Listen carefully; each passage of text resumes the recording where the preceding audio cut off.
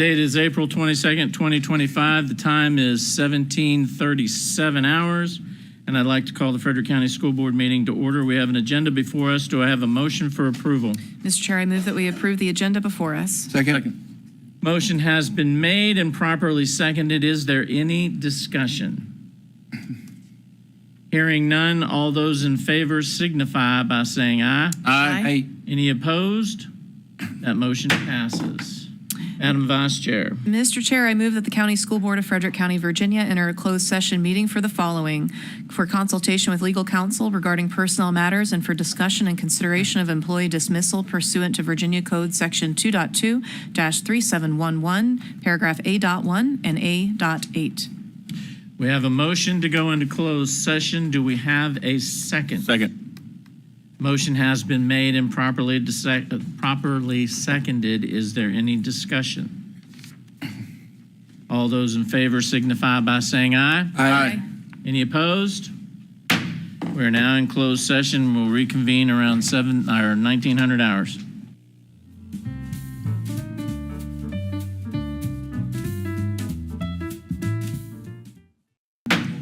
Madam Vice Chair, what's the pleasure of the board? Thank you, Mr. Chair. I move that the board reconvene from closed session. We have a motion to return from closed session has been properly seconded. Any discussion? Hearing none, all those in favor signify by saying aye. Aye. Any opposed?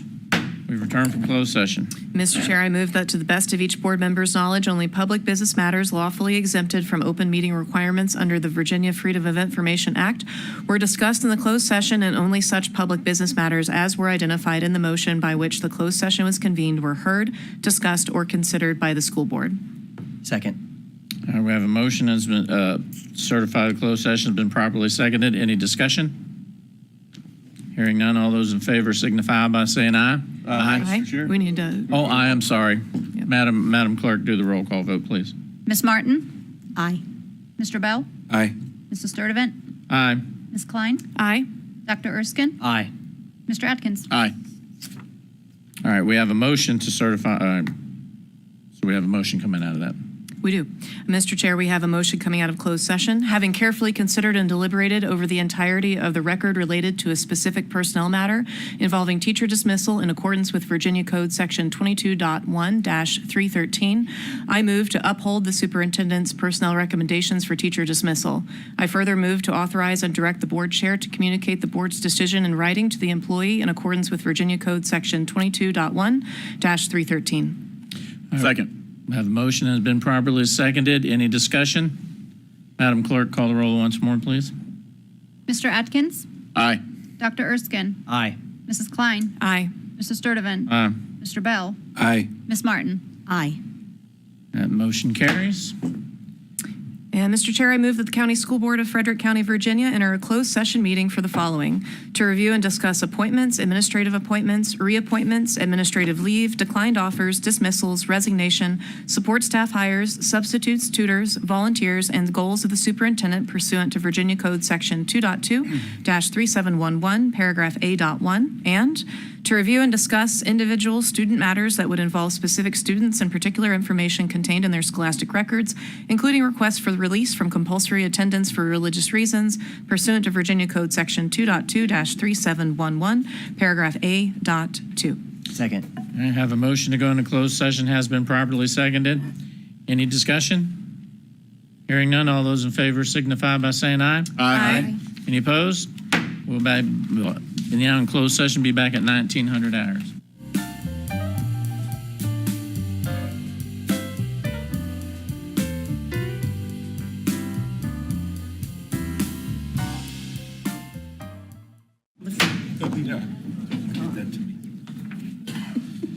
Good evening. It is April 22nd, 2025. The time is 19:01 hours. I'd like to call the Frederick County School Board meeting to order. Lost my place here. Madam Vice Chair. Thank you, Mr. Chair. I move that the board reconvene from closed session. Second. All right, we have a motion to reconvene and has been properly seconded. Any discussion? Hearing none, all those in favor signify by saying aye. Aye. Any opposed? Now reconvened. Mr. Chair, I move that to the best of each board member's knowledge, only public business matters lawfully exempted from open meeting requirements under the Virginia Freedom of Information Act were discussed in the closed session, and only such public business matters as were identified in the motion by which the closed session was convened were heard, discussed, or considered by the school board. Second. All right, we have a motion to certify and has been properly seconded. Any discussion? Hearing none, all those in favor signify by saying aye. Aye. Mr. Chair. Roll call. I apologize. I always miss that part. Ms. Martin? Aye. Mr. Bell? Aye. Mr. Sturdivant? Aye. Mrs. Klein? Aye. Dr. Erskine? Aye. Mr. Atkins? Aye. We certified that. And Mr. Chair, we have two motions out of closed session. The first, I move to approve the personnel actions as recommended by the superintendent, with the exception of employee A. Second. All right, we have a motion and it has been properly seconded. Any discussion? Hearing none, all those in favor signify by saying aye. Aye. Any opposed? Nay. All right, one nay. That motion carries.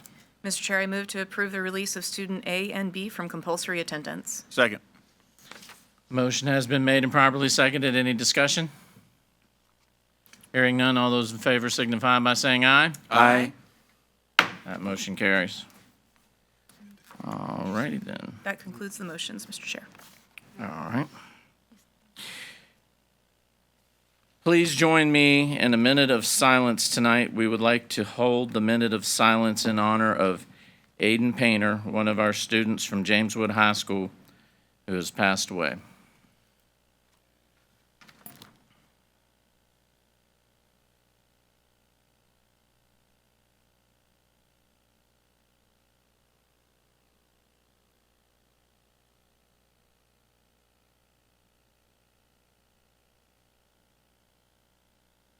Thank you for that. Now, if you would stand for the Pledge of Allegiance. Tonight, we're being led in the pledge by Jack Schneider.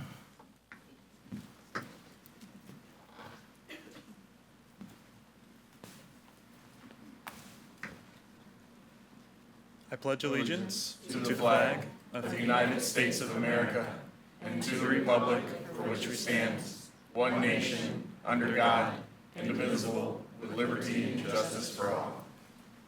Thank you.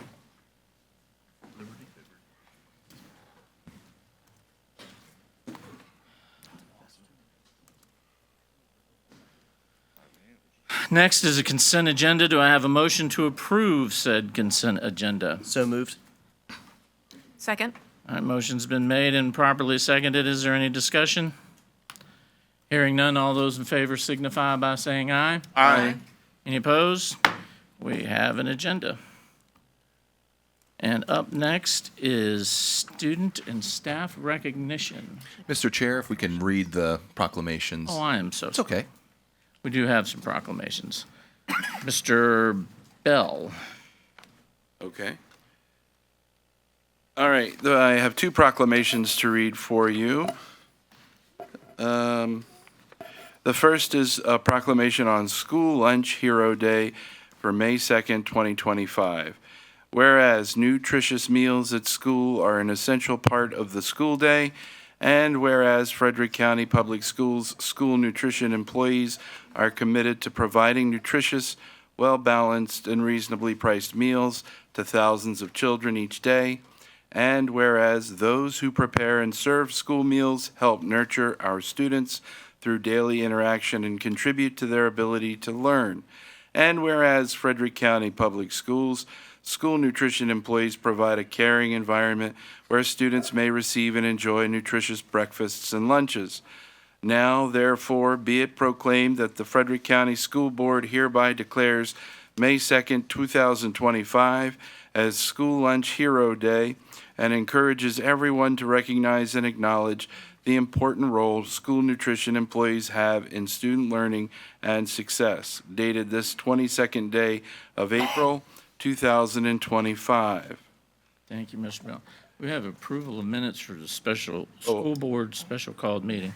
Approved all those. There's more. We already did all this? Yeah, Mr. Chair, so when you approve the consent agenda, All it's right. everything on there. Yes, sir. 10-4. Isn't there more proclamation? Yes, there is. I'm just making sure I got everything.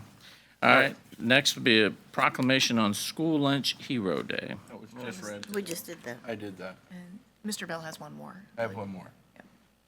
I thought you did national speed. Okay. No, I didn't. No one did that one yet. All right. The next one is a proclamation on Teacher Appreciation Week from May 5th to 9th, 2025, and National Teacher Day, May 6th, 2025. Whereas teachers mold our future citizens through their guidance and education, and whereas teachers encounter students of widely differing backgrounds and abilities, and whereas teachers are expected to provide quality education services to all children, no matter what their backgrounds or abilities, and whereas teacher work to open students' minds to ideas, knowledge, and dreams, and whereas teachers spend countless hours outside their classrooms, ain't that the truth, preparing lessons, evaluating progress, counseling and coaching students, and performing community service. And whereas teachers fill many roles as listeners, role models, motivators, and mentors, and whereas our community recognizes that its teachers are providing quality education services to our children and serving as outstanding role models. Now, therefore, be it proclaimed that the Frederick County School Board hereby declares May 5th through 9th, 2025 as Teacher Appreciation Week, and May 6th, 2025 as National Teacher Day, and encourages all residents to recognize the important role teachers play in the development of children and the quality of life enjoyed in our community. Dated this 22nd day of April, 2025. National Speech, Language, and Pathologist Month. I will happily read that one, Mr. Chair. Let's see. There it is. All right. National Speech Language Pathologist Month, May of 2025. Whereas speech language pathologists work to identify, prevent, and treat various speech, communication, swallowing, and hearing disorders. And whereas speech language pathologists help students develop effective speaking and listening skills and provide tools that are fundamental for success in personal, academic, and professional relationships. And whereas speech-language pathologists are crucial to each school's special education team and an invaluable support resources for classroom teachers, guidance counselors, and parents. And whereas speech-language pathologists have a lasting impact on future generations by providing exemplary speech-language services to our schools and catering to the individual needs of our students across all levels of education. And now, therefore, be it proclaimed that the Frederick County School Board hereby declares May as National Speech-Language Pathologist Month and acknowledges the accomplishments of speech-language pathologist, dated this 22nd day of April, 2025. And I also have another proclamation, Mr. Chair. Okay. National School Nurse Day on May 7th, 2025. Whereas school nurses promote and protect our children by administering preventative and primary health care, and whereas all students have a right to have their health needs safely met while in the school setting, and whereas children today face more complex and life-threatening health problems requiring care in school, and whereas school nurses promote healthy living by emphasizing the importance of a balanced diet, proper hygiene, and daily exercise, and whereas school nurses advance the well-being, academic success, and lifelong achievements of all students, and whereas school nurses act as a liaison to the school community, parents, and healthcare providers on behalf of children's health, and whereas school nurses understand the link between health and learning and are in a position to make a positive difference for children every day.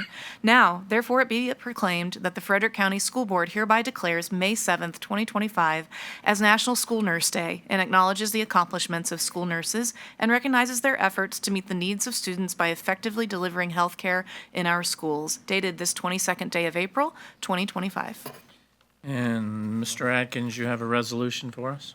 All right, resolution for Mr. Frank Funes. Whereas the Frederick County School Board wishes to recognize and express its appreciation for the dedicated service of School Board member Frank Funes. Whereas he has served the Frederick County School Board while demonstrating unwavering commitment and dedication to the betterment of our school division. Whereas his tireless efforts have contributed to the growth and success of our educational institutions. Now, therefore, may it be resolved that the Frederick County School Board expresses its deepest gratitude to Mr. Funes for his hard work, dedication, and service to the county and the school division. And be it further resolved that the Frederick County School Board wishes Mr. Funes a speedy recovery and success in all his future endeavors. Be it further resolved that the Frederick County School Board and Superintendent of Schools join the community in expressing their sincere gratitude to Mr. Funes for his willingness to serve on the school board, for his dedication to the betterment of our school division, and for the other special gifts he brought to the board with his service. Dated this 22nd day of April 2025.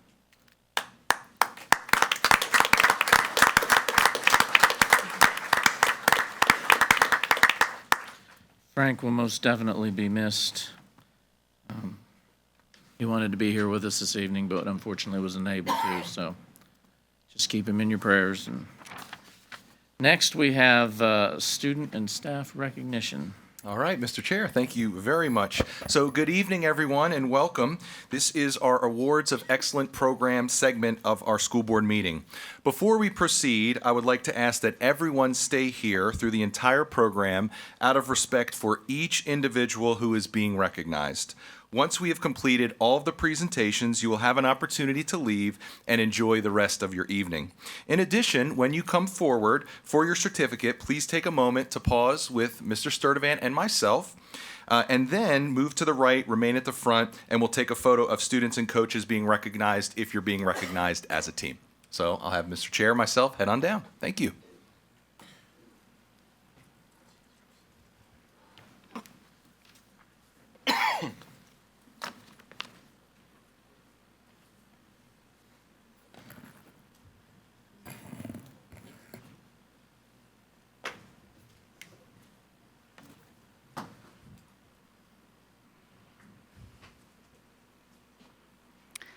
Earlier this month, students from James Wood, Millbrook, and Shenandoah High Schools participated in the Shenandoah Region Future Business Leaders of America competition.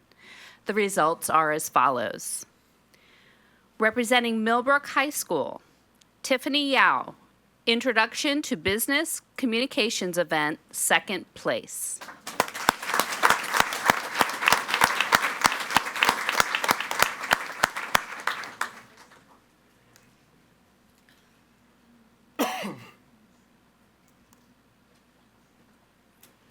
Representing Shenandoah High School, Madeline Carper, Future Business Educator event, 2nd place.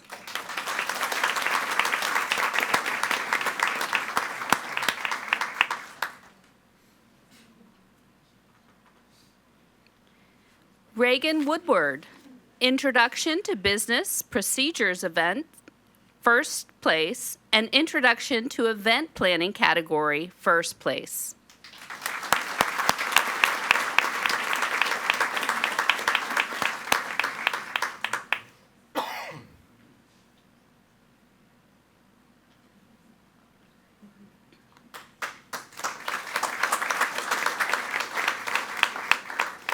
Jack Bruns, Information Technology event, 1st place.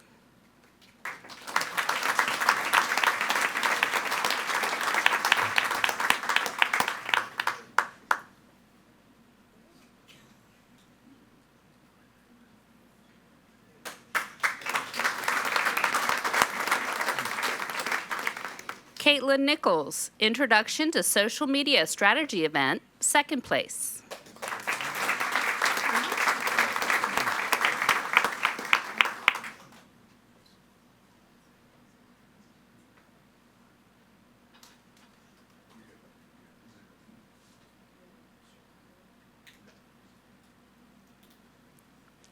Gavin Flynn, Securities and Investments event, 1st place. Hi, Gavin.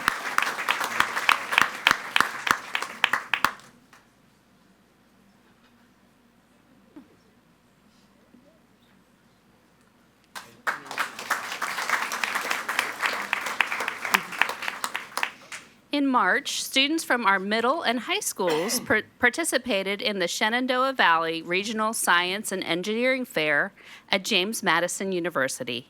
The results are as follows. Representing Admiral Richard E. Byrd Middle School, Logan Tressetter, Behavioral and Social Sciences, 1st place.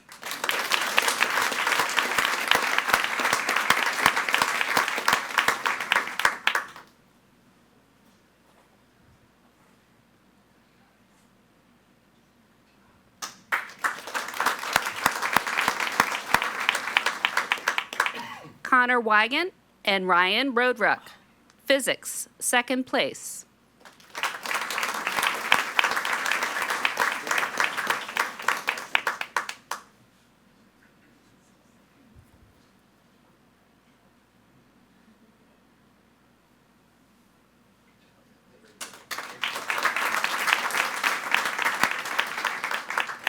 Christopher Hall, engineering, second place.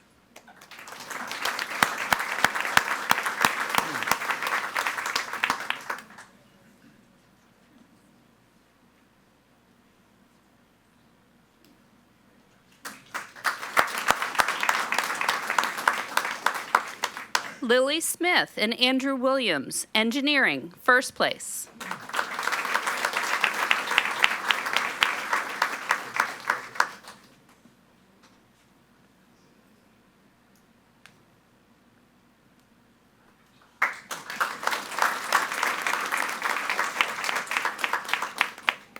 Representing James Wood Middle School, Mia Menard, medical science, second place.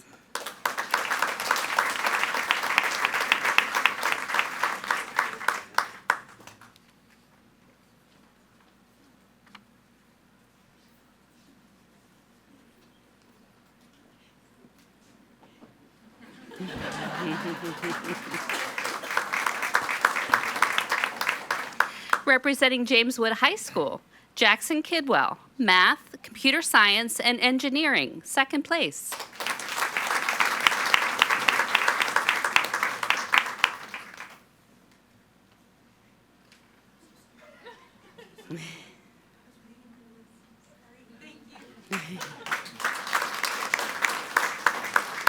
And representing Sharando High School, Jack Schneider, grand prize winner of the event and first place in math, computer science, and engineering. Jack has received a bid to the International Science and Engineering Fair, which will be held in Columbus, Ohio, May 10th through 16th. Congratulations.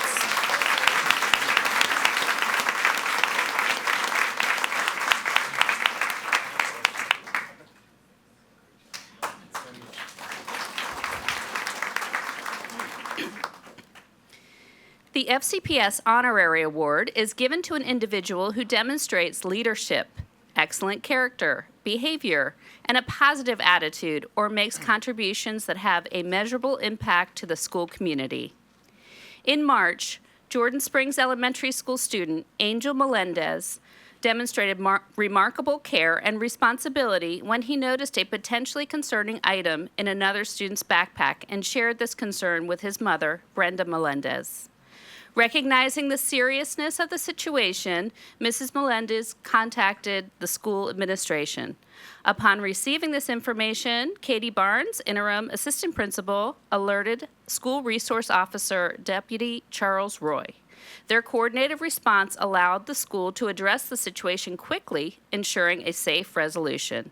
This commendable action exemplifies the power of looking out for one another and underscores the vital importance of the see something, say something principle in maintaining a secure and supportive environment at Frederick County Public Schools. And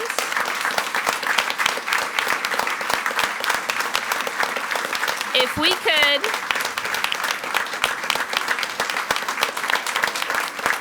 could actually have Angel Melendez come back up, Brenda Melendez, Deputy Charles Roy, Katie Barnes, and Justin Raymond, please, if you all could come forward to gather and take a photo together with a certificate.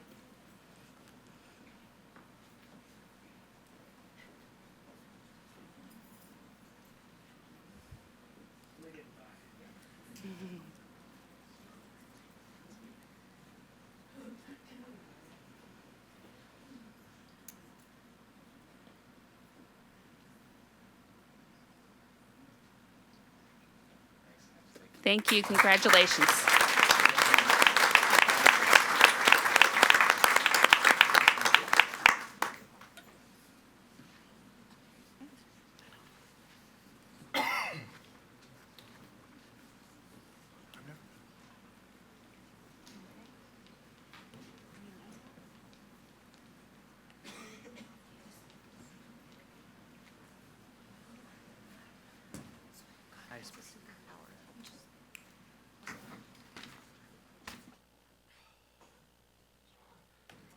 Thank you. Awesome job to all of you. Take this minute if those of you who would like to. Admin appointments. Oh, I'm so sorry. I'm okay. just dumber than a bag of hammers today. Sorry, you are not. It's totally fine. All right, we have 3 admin appointments. Thank you, Mr. Chair. First up, I would like to call up Caitlin DeValio, who is our new assistant principal at Greenwood Mill Elementary. Come on up, please. Give a round of applause.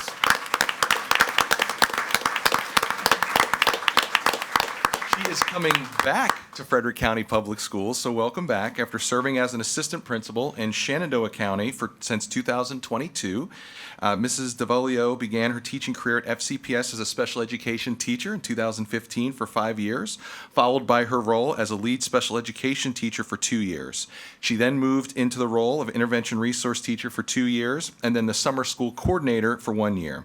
She has a Bachelor of Science in Early Childhood and Childhood Education, concentration in Environmental Studies, a Master of Science in Education and Teaching Students with Disabilities from the State University of New York at Cortland, and a Master's Certificate in Administrative Leadership from Shenandoah University. Please join me in welcoming Mrs. DeVolio. Welcome. Thank you.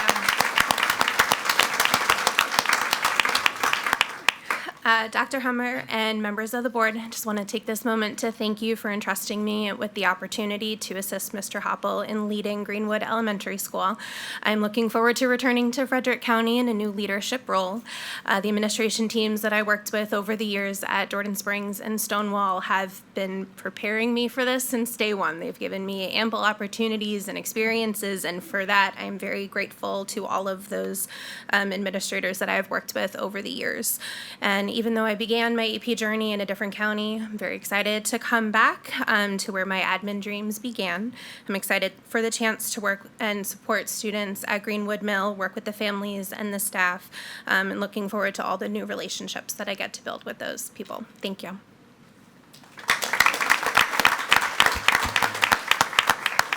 Next, we have our new assistant principal of Jordan Springs Elementary, Mr. Scott Likens. Please come on down, please.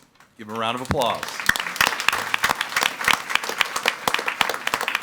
He moves into this new role of assistant principal of Jordan Springs after serving the specialized program coordinator since October. Mr. Likens was formerly assistant principal at Frederick County Middle School. Additionally, Mr. Likens has 7 years of middle school teaching experience in Morgan County.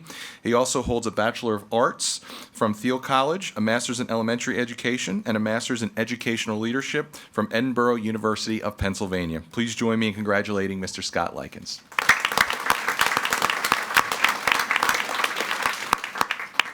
Dr. Hummer, ladies and gentlemen of the board, I'm always grateful for the opportunities to serve our community here that you all provide for me. I really enjoyed my last appointment. However, one thing became clear to me is my heart's in schools, and I'm going back into that. I'm looking forward to growing and learning from Mr. Raymond, the teachers, students, and the community at Jordan Springs. And I just look forward to continuing to serve. Thank you all.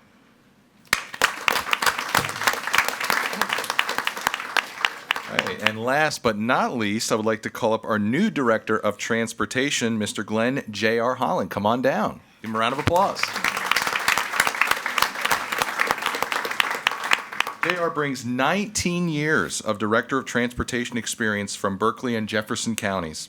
He was a SysOp and computer operators for North Middle School in West Virginia for 2 years prior to that, and a Level 1 and 2 technician for Adelphia Communication for 4 years. He holds a Bachelor of Science in Information Technology Management from American and Intercontinental University. Please join me again in welcoming J.R. Holland to FCPS. Dr. Hummer, members of the board, just want to thank you for this opportunity. I look forward to serving our community here. Really looking forward to working with the folks at Transportation and making, as always, the safety of our children our priority. Thank you so much. Thank you.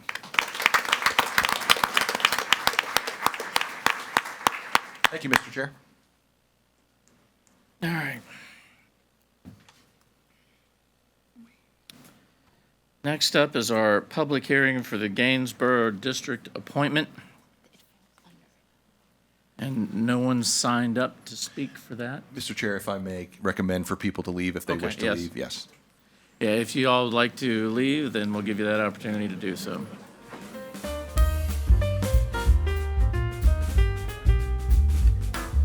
You good?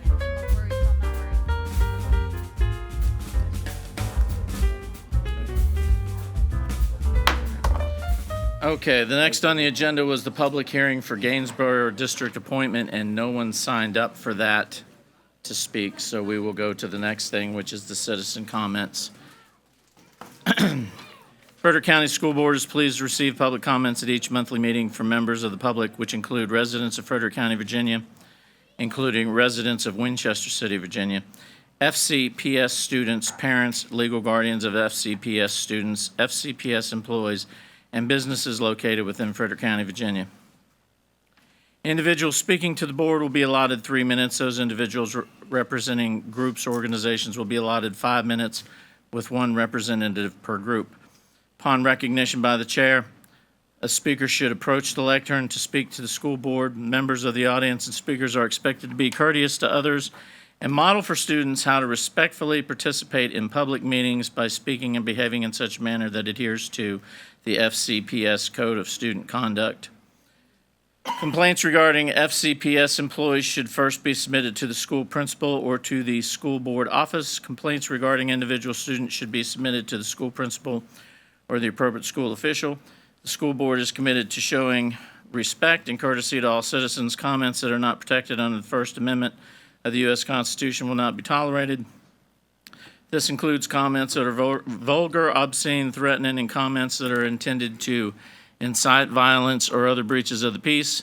Members of the audience are not permitted to interrupt the speaker or meeting by asking questions or making comments. Signs, posters, placards, banners, or like objects are permitted into the school board's meeting, but only if the individual possessing such items remain in the back of the room so as not to restrict the view of those attending the meeting in person. Violations of the guidelines will result in the chair ruling the speaker out of order. Continued violation may result in removal from the premises. We have provided copies of the updated policy as well as a QR code that will take you directly to the Code of Student Conduct Handbook. They are located on the table where the sign-up sheet was located. The chair's discretion concerning public participation at school board meetings. School board meetings are tape recorded for the purpose of clarification and the development of official minutes. First on the list is Jeff Landy.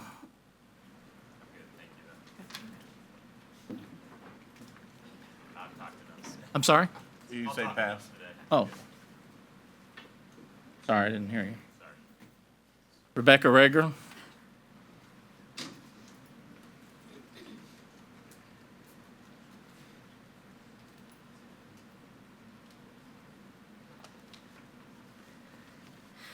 My name is Rebecca Rager, and I'm from the Gainsborough District. Because we already know what I sound like from my previous interview, I'm asking Kathy Weiss to read this statement for me. I don't have much to say tonight except that I wanted to share my experiences from my time volunteering in Nova with my company's Eyes of Hope mobile response team. I spent time in 5 different schools across Arlington, Fairfax, and Prince William counties, providing vision services to participants who otherwise wouldn't have access to such services. We provided exams and on-site optical services in these schools for students, staff, and family members. What struck me in a lot of these schools was their openness to celebrating the diversity within their student populations. I saw teachers' rooms marked as safe spaces, flyers hung up for the Trevor Project and other support services for LGBTQ and other marginalized student populations. I saw student groups set up with pride about their country's origins. Many of these students were immigrants from a diverse range of countries, and the value that they brought to the student community as a whole. I watched communities and schools have one-on-one connections with these students to make them feel seen and heard. I watched as teachers brought their students into our designated spaces to see what was out there for them in the world when it came to different career opportunities. I saw the value that these schools placed on diversity, equity, and inclusion, and the futures of the children they serve. Now, I'm sure that these school districts have their own set of problems to deal with, and I know I saw only a small portion of the schools and the students and staff. I would also like to note that while people will mention the communities in Nova are more affluent, and that is why they can have these services, the wealth disparity is still there, just as it is here in our hometowns. But in the past, I've heard from board members who want to model Frederick County after other counties like Shenandoah and other districts. As a parent of students in Frederick County schools, I urge you to consider modeling yourselves after the likes of what I experienced in Arlington, Fairfax, and Prince William counties as well. Change is scary, but what I saw in those communities were schools with a willingness to push their students to the future despite the challenges. I'm not sure if it's possible for you to visit these schools as school board representatives or in volunteer positions, but if that is possible, I would highly recommend doing so. It was an eye-opening experience for me as a parent to know what kind of support is possible for our students and teachers. Yeah. Hannah Ram.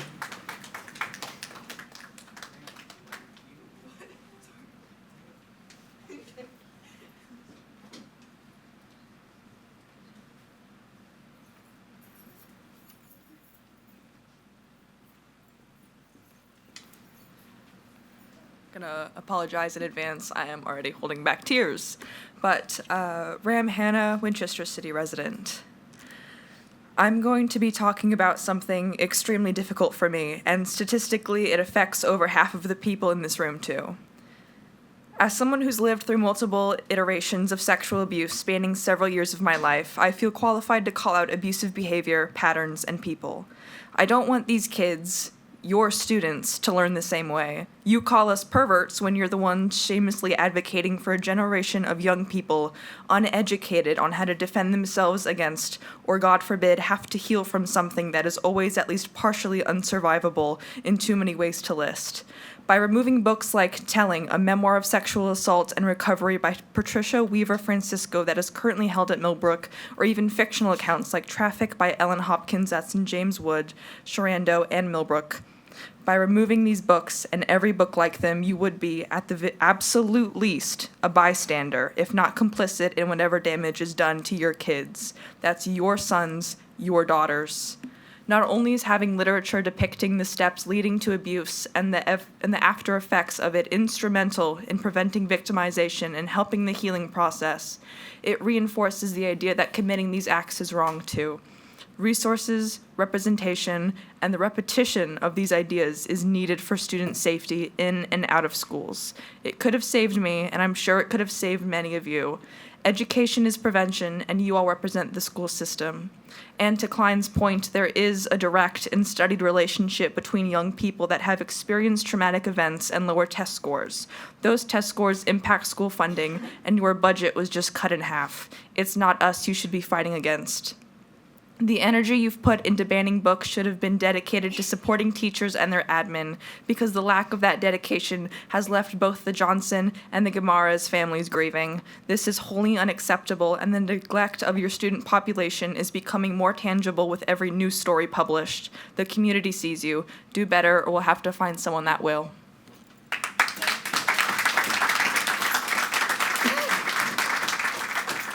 Chelsea, Back Creek District.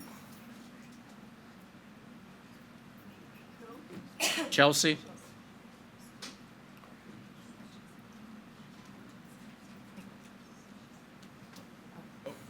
No.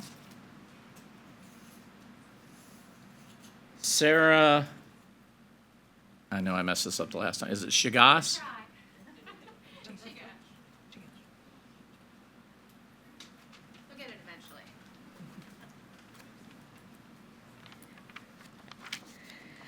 Thank you, Chairman, members of the board. My name is Sarah Chigash, a resident of the Stonewall District, a seat open for election this November.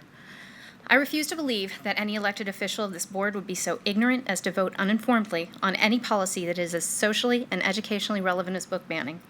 I also refuse to believe that you would deem your constituents so gullible as to attempt to scare them with wild claims of bestiality and coprophilia being pushed into our libraries, however smooth-brained you may deem some of us.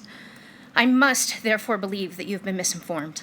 You've attempted to scold us, stating that this is not an LGBTQ or African American issue. Let's address that. According to PEN America, a nonprofit organization that advocates for free expression and advancement of literature in the United States and worldwide, book bans continue to deliberately target specific themes, content areas, and representations. During the 2023-24 school year, they analyzed the content of the most commonly banned books, 1,091 titles banned in 2 or more school districts, and found, disproportionate to publishing rates, book bans overwhelmingly affect books about race and racism and LGBTQ+ and BIPOC people and characters, with instances of people and characters of color spanning 44% of titles and books with LGBTQ+ people and characters at 39%. According to the American Library Association, pressure groups and government entities that include elected officials, board members, and administrators now initiate 72% of demands to censor books in school and public libraries. We're left to wonder if this number includes the vendetta of the hateful, hyperactive parents that vacation with those board members. PEN America has found that the organizations that specifically advocate against school curricula that mention LGBTQ rights, race and ethnicity, critical race theory, and discrimination are responsible for at least half of all bans.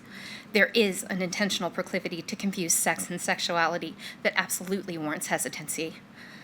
We understand that you have tabled this proposal until a review has been made of the existing titles on the banned book list, and we thank you for that. This may be a conservative community, but we urge you to engage with your students, parents, and teachers to ensure the establishment of fair processes and set standards that advocate for the entirety of this community, both in the initial review process and in future challenges made. We ask that you require more than just one complaint from the community, that you ensure that the review committees are fair and impartial, and that you establish an appeals system. If you stick with an opt-out or elect an opt-in system, we expect you to make the process straightforward, conspicuous, and easily accessible. You have been elected to make sound decisions for our county and our children, however perverted you may deem them. With an administration erasing gender and color, these kids need access to resources that include diverse representations and the support of people that make all of them feel safe and seen. Thank you.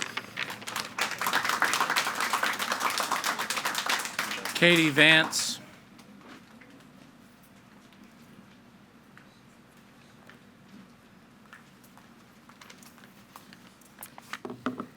Good evening. My name is Katie Vance. I'm a resident of the Shawnee District and the mom of 2 amazing kids in a Frederick County elementary school.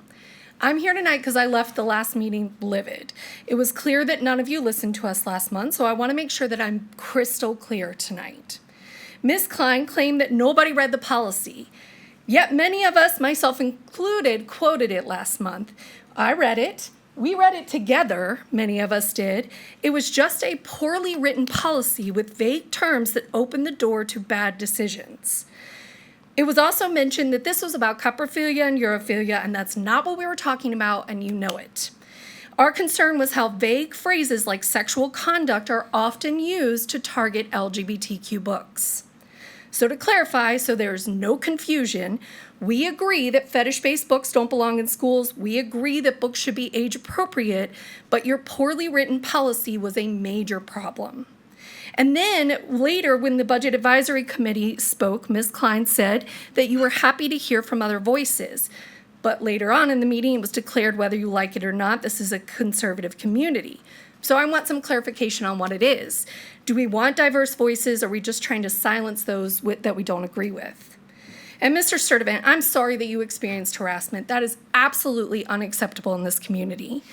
But I do not want to ignore the fact that I have continued to see you wear a sweatshirt to Dr. Hummer's meetings, calling Trump the good and labeling Democrats as the bad, the evil, and the ugly. Victims do not get to amplify that kind of divisiveness. And finally, Mr. Atkins, my own district's representative. At the last meeting, you looked me directly in the eye and called your own constituents perverts. And not a single one of you condemned that language. And now you wonder, you're so confused why teachers, librarians, and parents are afraid to speak up. They stay silent because their own board member might call them perverts. You want an opt-in option?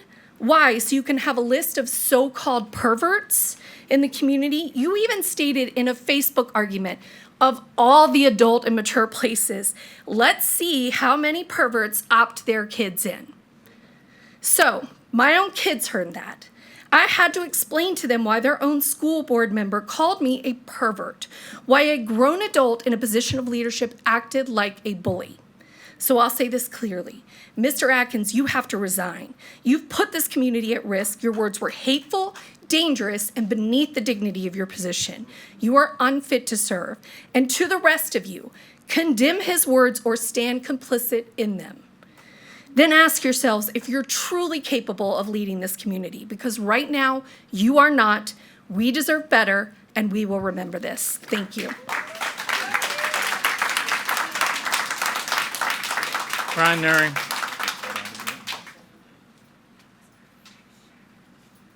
Mr. Nuri.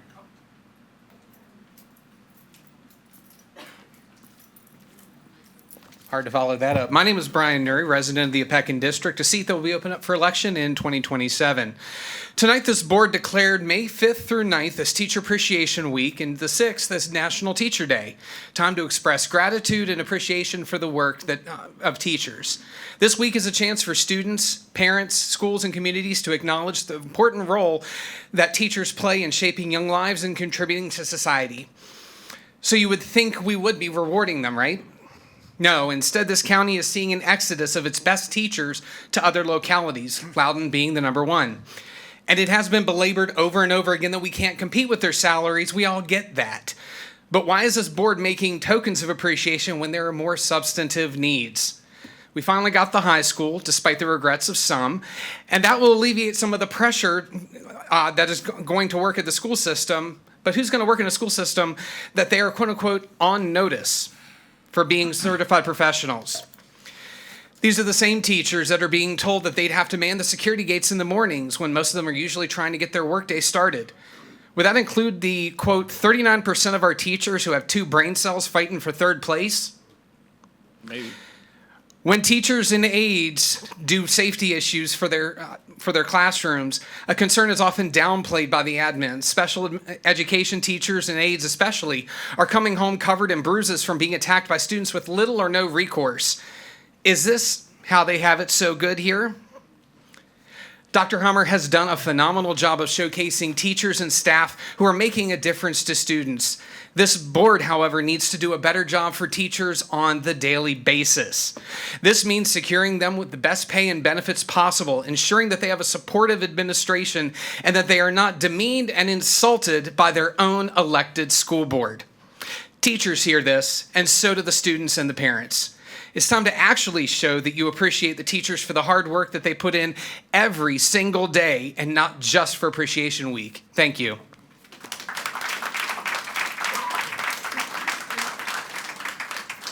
Janie Darby.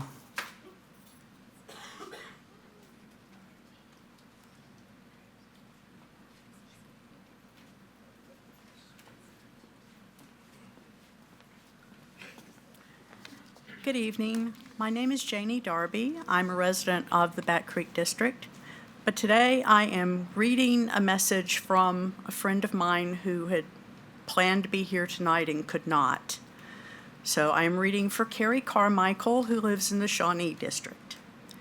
My family has had children in Frederick County Public Schools for almost 15 years. I'm hearing from teachers and students that this is the worst it's been in a long time as far as morale, confidence, and feelings of safety and security. I believe much of this stems from a lack of effective leadership, and you are the leaders. You have teachers who speak up at meetings, letting you know that they feel unsupported and afraid for their jobs if they step out of line. You have librarians who are afraid of letting the wrong book into a library and whose jobs are scrutinized at a microscopic level. Teachers and staff have said in these very board meetings that they feel unsupported and afraid because of a lack of communication during a crisis, such as recent situations at James Wood and Evendale. Our teachers do not do this job for the money. They do it because they love kids. They do it here rather than in Loudon or Prince William because they love this community. They want to stay here, but you are making that hard. When these teachers come to you, you should ask them, what can I do to help you feel supported by us and the school administration. Instead, you tell them that they are put on notice and invite them to go to Loudon if they don't like it here. You spend your comment time during meetings taking teachers to task for speaking out publicly. You shame them for not speaking up at town halls that you hold at their schools, even though teachers have, in fact, spoken up at those meetings. This is not the way to treat people that are entrusted with teaching and caring for our children. The fact that you have veteran educators who dread going to work every day because they feel unsupported and attacked is a symptom of a larger problem of leadership. You are a part of that leadership. What are you going to do to fix that situation? We have to strengthen our culture by repairing trust, being transparent about what is happening in crisis situations, and just listening to teachers. We need to propose solutions to problems with discipline and weapons in school. We need to treat teachers and staff like they are on our team rather than adversaries who are trying to indoctrinate our children. Parents and administrators have a large role to play in fixing the culture, but you do too. You need to make sure that administrators support. Time. Paige Feliciano. Thank you.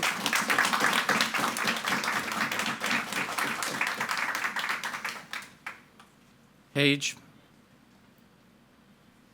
Nope.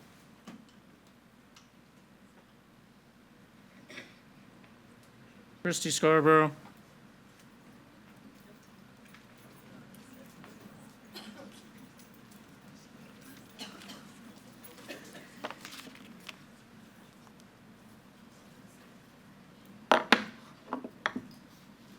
Just in case.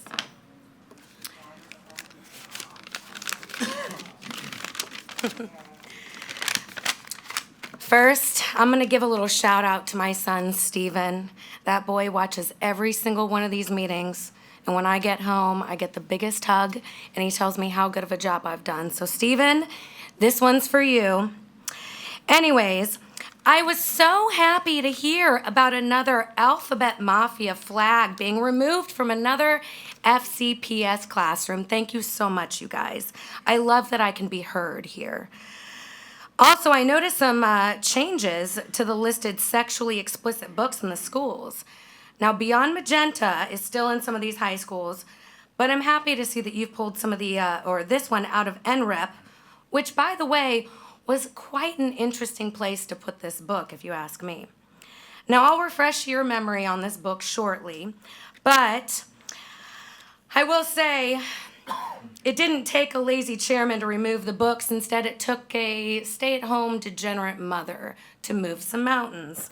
You're welcome, Sturdivant. Recently, I read an article about a kid getting bullied in FCPS. Apparently, the teachers knew what was going on and did nothing about it. Now, I'm shocked that this board allows bullying in schools when at the same time, you guys rectally weep at the hint of a word that upsets you. Now, let's read some of this book again. Where should I start? The boy in front of me, his name was Andrew. Christopher was called a faggot for no reason. Shut the f***. You're a faggot too. You're a faggot, you're a faggot, you're gay. What else do we got in here? They called me a sissy and a faggot. Boys have dicks, girls have pussies. What's a pussy? A vagina. I was sexually mature. What I mean by sexually mature is that I knew about sex from 6 up. I used to kiss other boys in my neighborhood, make out with them, and perform oral sex on them. I liked it. I used to love oral, and I touched their you-know-whats. We were really young, but that's what we did. You had this in NREP, Beyond Magenta. It's in 2 high schools. I complained about it once. It's still in there. Why is it in there? Now, Sturdivant, you don't mind if I take pictures of your vehicle before I leave here today, do you? Good. I'll do that. But before I leave, I wanted to show you, Sturdivant, I made some artwork, and I thought you'd like it. I even signed it if you wanted to keep a copy. That's you. And it says fat retard on the t-shirt. Thank you. You're welcome. Did you want a copy? I can bring it to No, you. that's okay. All right, I'll send you an email. Thank you.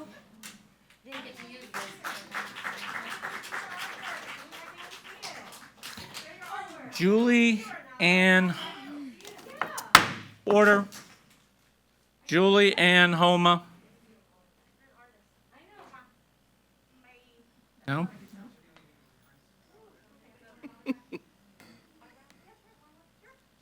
Skylar Shoemaker. Get some order. Order.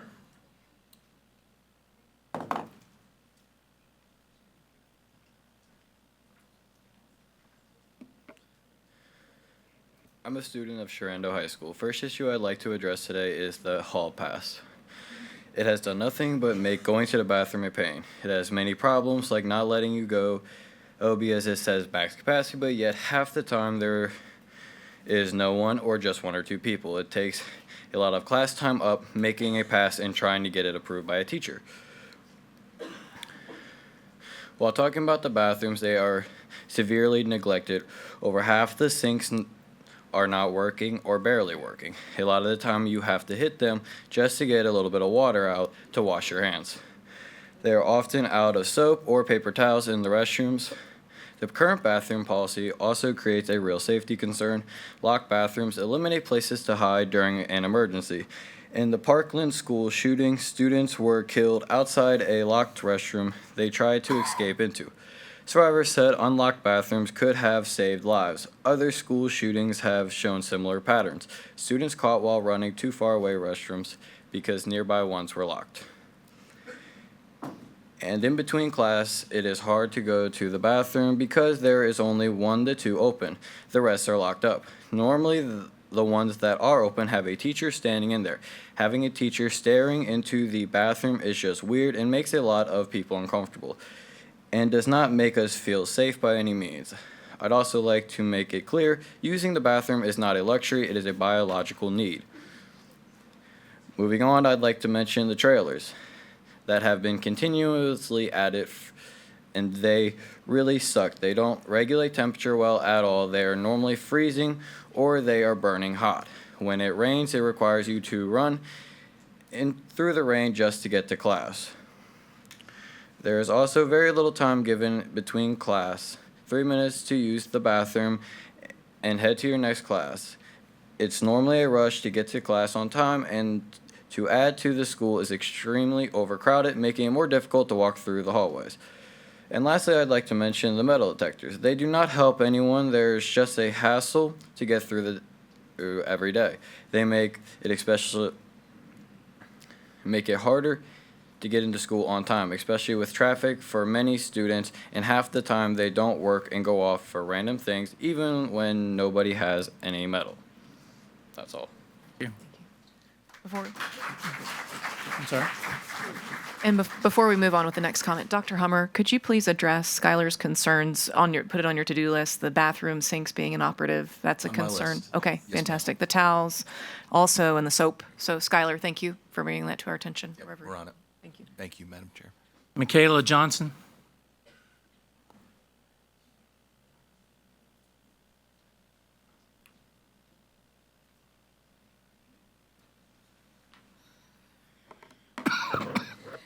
I am Faith Johnson's sister, Michaela, and as you guys know, she had an incident on February 18th where the aide was being careless and wasn't paying attention, and her GJ tube got forcibly removed. I'm speaking to you guys today to let you guys know that your priorities are not straight whatsoever. My sister died, and y'all have shown no remorse and won't even acknowledge Faith Marie's law. A kid was just bullied, and it turned into a hate crime, and now his face is paralyzed. You have a bunch of perverts working at Jameswood High School, and you have a drunk teacher at Evendale. My question to you guys is, what are y'all doing? Y'all are sitting here worried about books, but my sister died. Kids are not safe, and some kids are getting hurt. I hope you guys realize that there are bigger problems in the school system, and I suggest that you guys start working now. It's honestly so embarrassing that you guys aren't prioritizing kid safety, and these kids deserve better. It's very ignorant that you guys won't own up to your mistakes, and instead, you guys try to cover it up. I hope you guys learn how to take accountability. And I just want to let you guys know that we will get justice and you guys picked the wrong family.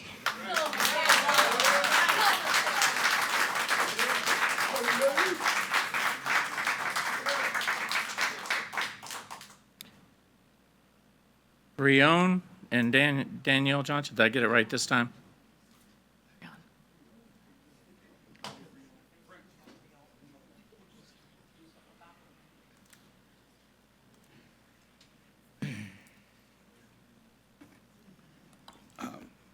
Good evening. We'd like to say we appreciate you for just giving us a few minutes of your time. My name is Breon Johnson. This is my wife, Danielle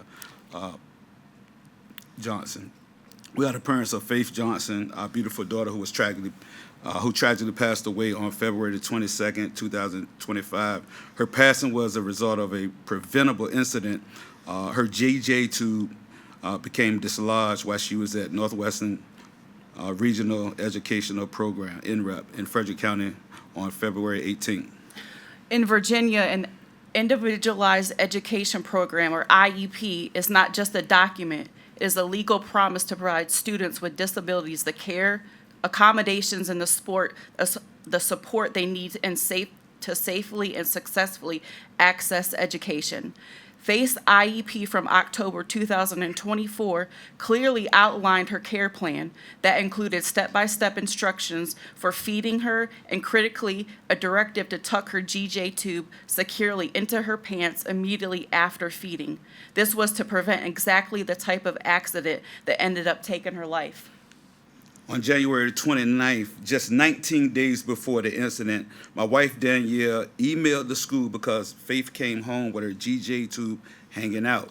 We were deeply concerned, so we alerted the school in writing through an email in which we have a copy of, and the school responded, said that they will make every teacher aware. That warning was ignored. On February 18th, Faith GJ tube was dislodged at school, but instead of the emergency service being called immediately, we were uninformed as staff member Megan didn't share any details concerning the incident. She never told us that it had been poured out, so we originally thought that it came out just because of the lack of water in the balloon. That delayed and communication robbing us of a chance to act quickly and give our daughter the medical care that she needed. Faith couldn't speak for herself, but we were never given the truth so that we could speak for her. We have since learned troubling information about the staff involved. We were told Megan was too distraught to report the full details to us at the time. But a child's life is not something you pause your responsibility over because you're upset. We have also been informed by her ex-husband that Megan has previously been investigated by Child Protective Services for allegations involving her own child. We want to know, were you aware of this? Was this known during her hiring process? There's an ongoing investigation by Frederick County Sheriff Department, CPS, and Virginia Department of Education regarding our former complaint. We are scheduled to speak with the Virginia Department of Education later this week. We're here tonight not only to seek accountability, but to make sure that this never happens to another family. A legal binding plan was ignored.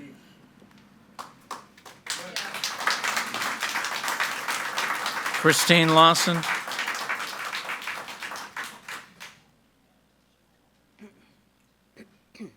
Christine Lawson. Beth Kipley. Lynette, I'm sorry.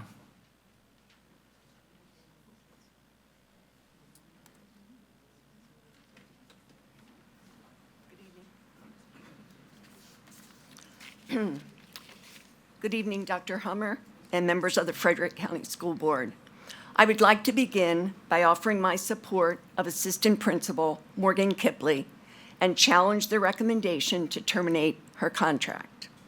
For those who have not had the privilege of working with Morgan, she has always exemplified what it means to be a leader as well as an educator.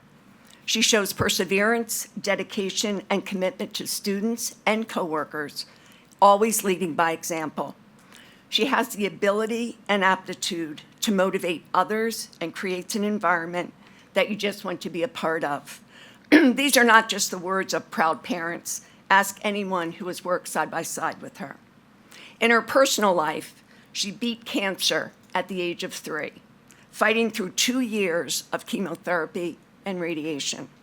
She worked hard for her goals and was a collegiate-level athlete, showing her determination and dedication to both sports and academic studies simultaneously. Professionally, she completed her teaching degrees while working as a long-term sub in an inner-city high school. She later progressed from teacher to principal of a private day school, where she motivated her team of teachers to embrace alternative approaches to complex and challenging behaviors of students with co-occurring IDD and mental health diagnoses.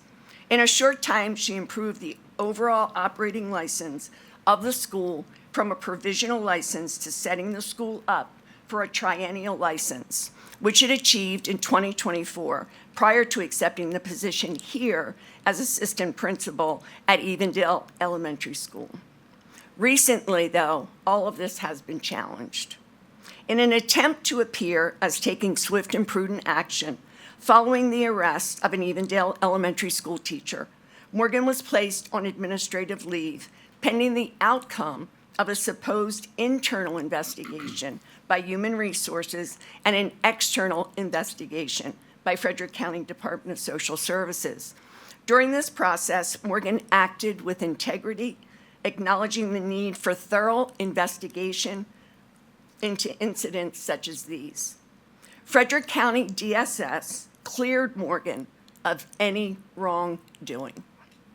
However, the Assistant Superintendent of Instruction recommended this school board terminate Morgan's contract as assistant principal and demote her to a teacher at another school, citing, and I quote, "a failure in professional responsibility and supervision," before any investigation had been completed.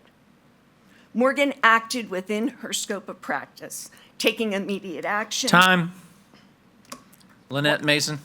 What I do feel Time. we can all understand this evening is Time. that demoting someone Time. who has been cleared Lynette of Mason. any wrongdoing is unjust, unmerited, Your time is done. and certainly unfair. Thank you, Dr. Hummer and members of the school board. Thank you.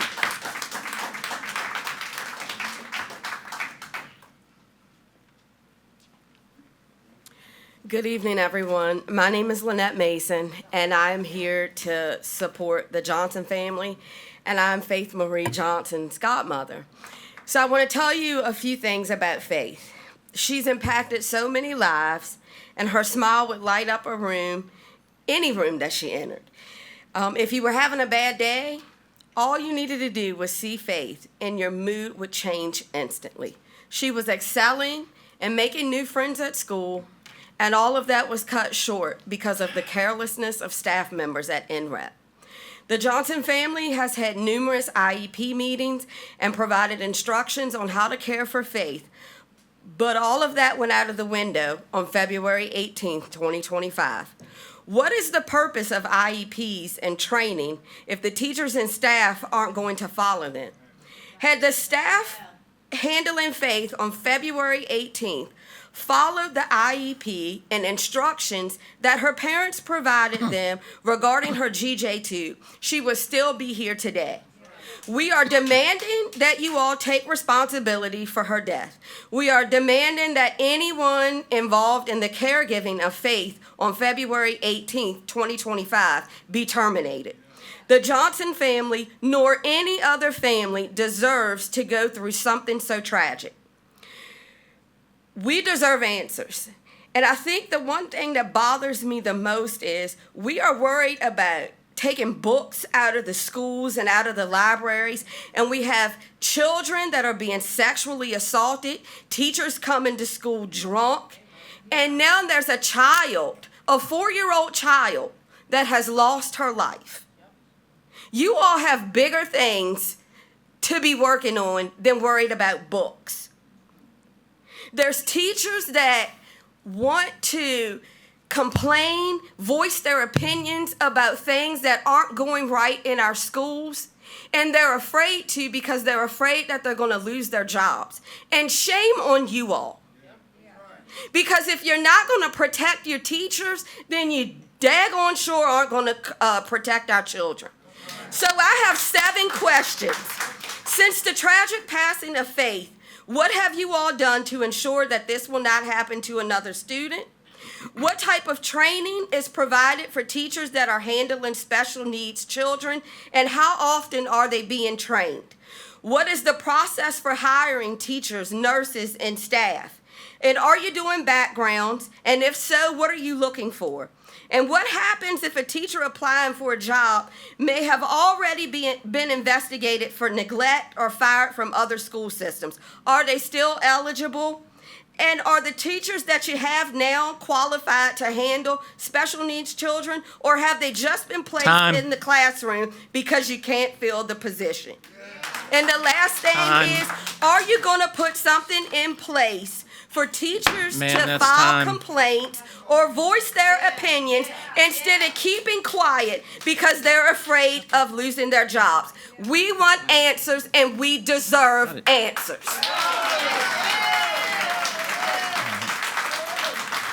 That includes staff citizen comments. Next up is reports. All right. Thank you, Mr. Chair. Appreciate that. I want to give a big welcome to all of our new administrators to our FCPS family. We take administrative appointments very seriously, and it is an extremely thorough and competitive process. We are confident that these new administrators will make us proud as we continue to strive on providing our students with the best education in the Commonwealth. I also want to thank all of our amazing staff and students who receive recognitions tonight for their hard work and accomplishments. We don't take these recognitions lightly, and I'm thankful for this time to celebrate our wonderful staff and students. I also want to take this time to address the traumatic situation that occurred at Jordan Springs just a couple weeks ago. That was an extremely impactful moment for our entire community, and that is something we never want to experience again. I want to thank our parent and student, Mrs. Melendez, and our young man, Mr. Melendez, who acted quickly to report this situation so we can respond in an expedient manner. I want to thank our Jordan Springs staff for their quick action, as well as the rest of the staff to keep the learning community safe while we took care of this situation accordingly. I also want to thank again our amazing SROs, and specifically our very own Mr. Charlie Roy in this case, Sheriff Milholland, and his outstanding staff for their great partnership as we work together to keep our students, staff, and community safe. I had numerous conversations with a bunch of different constituents and parents from the Stonewall District in regards to what has happened, and I greatly appreciate the feedback that I received, the input and the suggestions on how we can work together on making our schools even more safe. I want to thank each of them for their time and for their partnership so we can get this right together. As I promised, safety and security is my #1 priority, and we have added numerous layers here to FCPS to keep our staff, students, and community safe. We are in the process of adding even more layers in collaboration with the Sheriff's Office staff and our constituents in order to continue to keep everybody safe. I thank the school board and the Board of Supervisors for their continued support in these efforts. We are very grateful for the partnership we have with this amazing community from our parents, emergency personnel, and constituents who work very closely to ensure that safety is our #1 priority. I also want to thank our school board. We had a lot of different proclamations today, and there were a lot of important ones. I want to thank our nurses, which we do have one in the audience who will be presenting here in a second. Thank you, Pam, for all of your leadership of leading our nurses. I also want to thank our teachers. I know we do have a lot of teachers still left in the room. I know I'm looking at one right now, Mrs. Woodward. Thank you for all you do. And I also want to thank our speech paths and, of course, our lunch staff for all the work that they do. And thank you, school board, for recognizing our amazing staff. As I mentioned at our budget work session last week, we are on the last leg of this budget process. And lucky for us, right, Kristen, we get to start this process all over again in a couple weeks for FY27. We are looking forward to that. I just want to take a moment to thank you, school board, and our Board of Supervisors for their dedication to this process and for supporting our student, staff, and school division as a whole. I greatly appreciate our in-depth conversations and your efforts specifically to provide our division with what we need for our students. It is greatly, greatly appreciated. I also want to thank the Board of Supervisors for approving the budget and getting us closer to what we need. Although we wished we could have just gotten a little bit more for them and the state, we are grateful for what we did receive, and we are looking forward to future conversations and getting our students exactly what they need to be successful. I also have two quick announcements for two exciting events coming up that each of you are invited to this week. This Thursday is our annual staff awards ceremony at Millbrook High School, and I invite each of you to attend if you are available. The event is from 5 to 7:30, and we are very, very proud to recognize and celebrate the accomplishments of all of our outstanding staff, from our administrators to our licensed staff to our classified staff. We're very, very excited about this event. We also have our annual Little Feet Meet at Millbrook High School this Friday, starting at 10 a.m. This is an annual event we put on every year for our students with disabilities and our general education students who work together and compete in a series of events, and it encompasses the great efforts that we all make for our students and staff to provide a competitive opportunity for all kids. If you've never seen this event, I highly recommend that you go. Lastly, and thank you, Mr. Atkins, for reading the resolution earlier and for the board for approving the resolution. I want to thank Mr. Funes for his service and his commitment to Frederick County. I've been speaking with him regularly. He was, and thank you, Mr. Sturdivant, he was very sad not to be here this evening. We're all dedicated to this amazing community, but we also have to make sure we take care of ourselves. I know this was a very, very hard decision for Mr. Funes because of his passion and his big heart to make a difference for kids, and we all continue to keep him in our thoughts and prayers on his road to recovery. We are always a phone call away, Frank, if you're listening, and please don't hesitate to let us know if you need anything. So with that, Mr. Chair, that is what I have. And if I may, I'll hand it over to Mrs. Unhock for the Health Advisory Yes. Committee report, yes. Is that okay? All right. Thank you, Mr. Chair.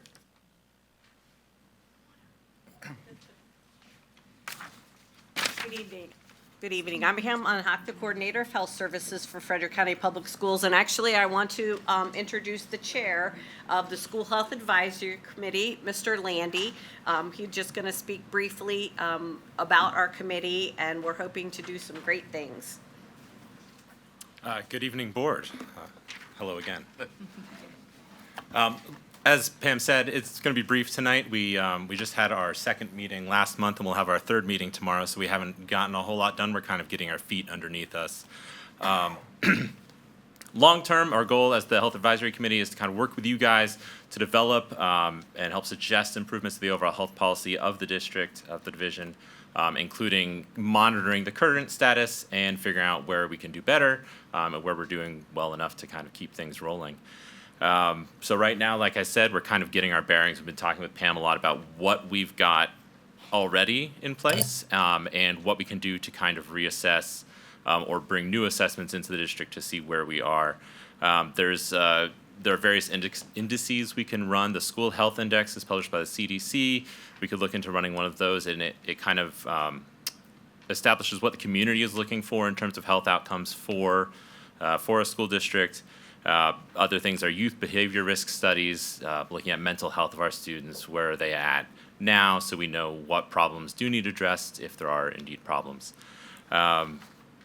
School health covers a lot of things, and I expect that our committee will be kind of tag teaming with a lot of other committees and with the school board and with various other staff members as we go along. Things like I had on my list, we talked about how are we staffing athletic trainers, and I know we're mostly doing it at the high schools. It's tough to staff for middle schools, but what are other school districts doing? What's the gold standard there? And certainly the new athletic advisory committee that is being established would be a great person or a great committee to talk to about that. So we're trying to narrow down what our scope is and what we can kind of collaborate with other groups to get things actually done. And then also collaborating with the community. So unfortunately, timely, there are organizations out there like Be Smart for Kids and Project Child Safe, which focus on gun safety in the community. So basically keeping guns locked up and away from kids. And both of these organizations are kind of by gun owners, for gun owners. It's typically not non-gun owners that have a real issue with this. And in this area, certainly, like, people need to lock their guns up. Everyone's got guns. Bullying and mental health are perennial issues, and I don't know that anyone really has the answer for that, the perfect answer, but certainly we can always get closer. So we should be looking around and seeing what other areas are doing and what are we doing that works and what are we doing that doesn't work. And that's what the youth behavior risk studies could help us with. On kind of a selfish note, as a health professional, getting kids moving more is always one of my big goals. And actually, I think that extends to the adults in the room as well. For both mental health, physical health, longevity, I certainly have treated enough teachers in my physical therapy clinic that I know they also need to get up and move sometimes. And I know it's hard to do that in situations. So like I said, we don't have a whole lot of answers to offer you guys tonight, but we will certainly be reaching out in the future and looking forward to working with you guys over the next year. So, any questions? Mr. Chair? Mr. Atkins? I think you guys are heading in the right direction. I know just establishing this committee, getting your feet on the ground and up and running, it's a task in itself. I appreciate you stepping up and joining the advisory committee as well. It takes a lot of people in the community to make this ship sail, right?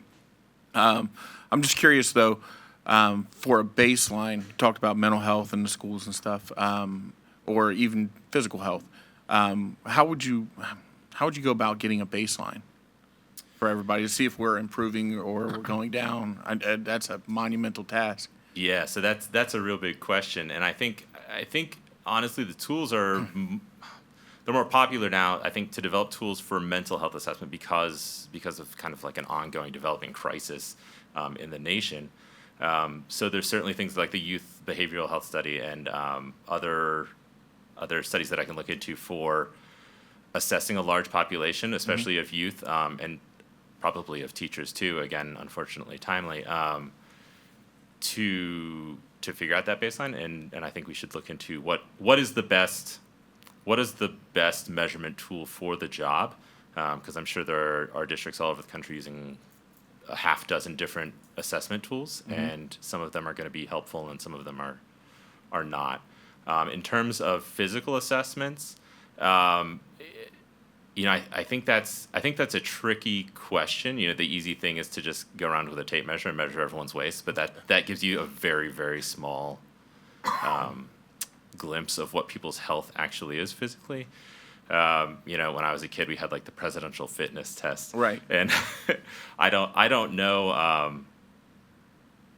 I don't know how realistic it is to get all the kids in a room and have them climb a knotted rope up to the ceiling of a gym, but I would be in support of it. Let's do it. Oh, man. Cargo nets. Yeah. I wish we had brought that back. Is there anything similar to it? The presidential fitness just program? the rope. Is there anything? Yeah, anything close to that now? Our students are going through physical tests through PE, and we do track that progress that they're making for different physical fitness tests. The rope, I haven't seen one of those in our PE in our gyms. I don't know if I want those in there. Quite honestly, I understand. I don't want to add more safety issues. But I think Mr. Atkins brings up a really good question, and I like some of the ideas that you mentioned there, and I'm sure Ms. Unhock probably has some suggestions. But that's why we have this committee, so maybe we can put together some suggestions and ideas to know where to start and where we want to go. And no matter what the baseline is, we know we have areas we need to improve upon. Well, yeah, sure. Always. There's always places to improve, but it's nice to know where the critical areas are and where we can coast for a little bit while we prioritize. I'm just super excited about these advisory committees. Yeah. It gives the community a bigger voice, than, just coming up to the diocese. You're actually plugged in and you're helping us out. You're, part of the team where we need help reaching out to other folks. We can always lean on you guys to help us out and, bring up community concerns and bring them to us. So I definitely appreciate this. It gives us a wider window to look out. So thank you. Yeah. All right. Thank you guys for your time. Next up is unfinished business. And Mr. Chair, I would like to make a motion to approve the fiscal year 2025-26 budget. I would like you to present. here we are. I've already. Not to steal his thunder. The budget. I mean, Yeah. can I add some more it's money gonna to be that? yes. Hold on one second. Here I am, just jumping right ahead. Sorry there, Dr. Hummer. It's Go okay. ahead and present. All right. Yes. And then we'll approve it. On that note, I know last time I do have the full presentation here. We did discuss this last week. I can truncate this. I know last time you wanted me to kind of get to the end of where we're going. If you don't mind, I can do that. And then if we need to go potatoes. back with discussion, we can track that back with each of the presentations. And So it's my understanding, if in case anyone at home wants to see the entire presentation, it everything is is on Board Docs. online, yes, ma'am. So we'll hit Mhm. the high points during the meeting. And we then also can have the dive into it recording later. from last week as well. Sorry to cut you off there, Nope. Vice Chair. So they can go back and watch the recording and the conversation that we had. All right, so let me jump ahead here. I'm going to jump to the summary of where we're at with the budget, and then jump to my recommendations. And then we also had a request of what those additional positions we would be recommending to add on if we get that additional money from the state. Remember, you guys asked for that, so I have that up here as well. So as you recall, we started with an $8.6 million request from the county. We were also going to receive about $9 million from the state, and that has changed and shifted since January. So where we stand right now locally is we are receiving $4.1 million for our school operating. We're receiving 1.525 for the debt service, and then receiving $4 million for our capital projects. And this is everything we are receiving locally. As I mentioned to you all, the county went ahead and approved that full additional $3 million that we were receiving from the state. So that's why you see the 12.157. But where we stand right now, that's about 1.5 less at the state level. The governor is supposed to make that decision on May 2nd if we're going to be receiving that money. I'm hearing from a lot of different folks that it looks like we will be, but you never know. So we will see when that happens next Friday. And then, as we mentioned, we will set up another meeting in May. We will have that conversation if we do get that money about how we would like to spend that. So this is a breakdown across the board from the state, the local, the federal, as well as other miscellaneous, as well as how we compare from FY25. So there was overall an increase of $16 million. Here is the breakdown of the resolution that is there in front of you, and this just breaks down each of the categories from our budget, and it also compares FY25 to FY26. I do want to draw your attention to going across. If you recall, we're only going to be adding 8 positions on, because that is part of my recommendation, because we did shift the consolidated service positions in transportation up to operating. So we moved that money over. We talked about that in a finance committee meeting. So that's why you see that go from 8 to 22. So it's not we're adding on positions, we're shifting that from that consolidated service fund to operating for our transportation positions. So this is the overall breakdown, and this does include that additional $12 million. But again, if we get that additional money from the state, we don't have to go back downtown to the Board of Supervisors to request that. I provided this update to you from the state. We will keep you posted. Hopefully, they'll make the decision before Friday, but as of right now, that decision has not been made. And then once that decision's made, I'll let you know, and we'll discuss next steps. So as I mentioned, here are my recommendations. We did not want to touch compensation packages to stay competitive against neighboring divisions. So unfortunately, our recommendation was to cut those 32 positions, keep the 8 positions on for English language learners, and then cut the 2 additional on top of the 2 that we already had in the budget moving forward. And then we'll look at adding 2 more next year. Then hopefully we'll be done then, because we'll be at that magic number of 13. The other piece that we talked about last week was, of course, if we identify there are additional emergency positions that we need to add on because we don't get that money from the state, or if we do get the money from the state and there's still additional positions, we can have that conversation. I can go downtown and make that request. So that is something that's still on the table for us to consider. So here is the breakdown after collaboration with my team. This is not the full 32 positions. Again, this would only be the 1.5 that we received from the state. And again, this would be up for discussion, but based on priority of the priority, if that's how you want to look at it, these were the positions that we wanted to add across the board. And this would equal that 1.5 million that we would get from the state. So we're basically 10 short. Yes, sir. Yep, so this is 22 additional positions. Now, again, we can shift and we can move this around, so we'll have that full conversation once we know what that additional money is looking like from the state. Again, not ideal, but we'll keep hoping Well, during our work session, it was mentioned that we could go back downtown and ask for supplemental funds. Is that correct? That's what I just said a second I'm ago. sorry. Yeah, no, it's okay. So we can do that. One of the things that I was talking with my team about this, specifically Mrs. Anderson, is that we have to be careful of what that supplemental request looks like. We can do that, but it's going to be contingent on where they take that money from. If they decide to give us that supplemental out of operating, and we only ask for 2 or 3 positions, then that'll be part of recurring dollars. If they take it out of capital, then we're already going to be behind next year because that's not recurring dollars. Now, again, that's up for them to decide. We just need to make sure that we take that into consideration because then we'll be behind next year when we develop the FY27 budget. We have not breached that conversation with them. I'm just talking about what if. So please, I'm not saying that's what they would do. I'm just talking about the different scenarios that potentially can happen. Does that make sense? Okay. So with that being said, more than happy to answer any questions to go into more detail. You have the recommended motion there in front of you with my recommended changes. And with that, Mr. Chair, School Board, that is my presentation.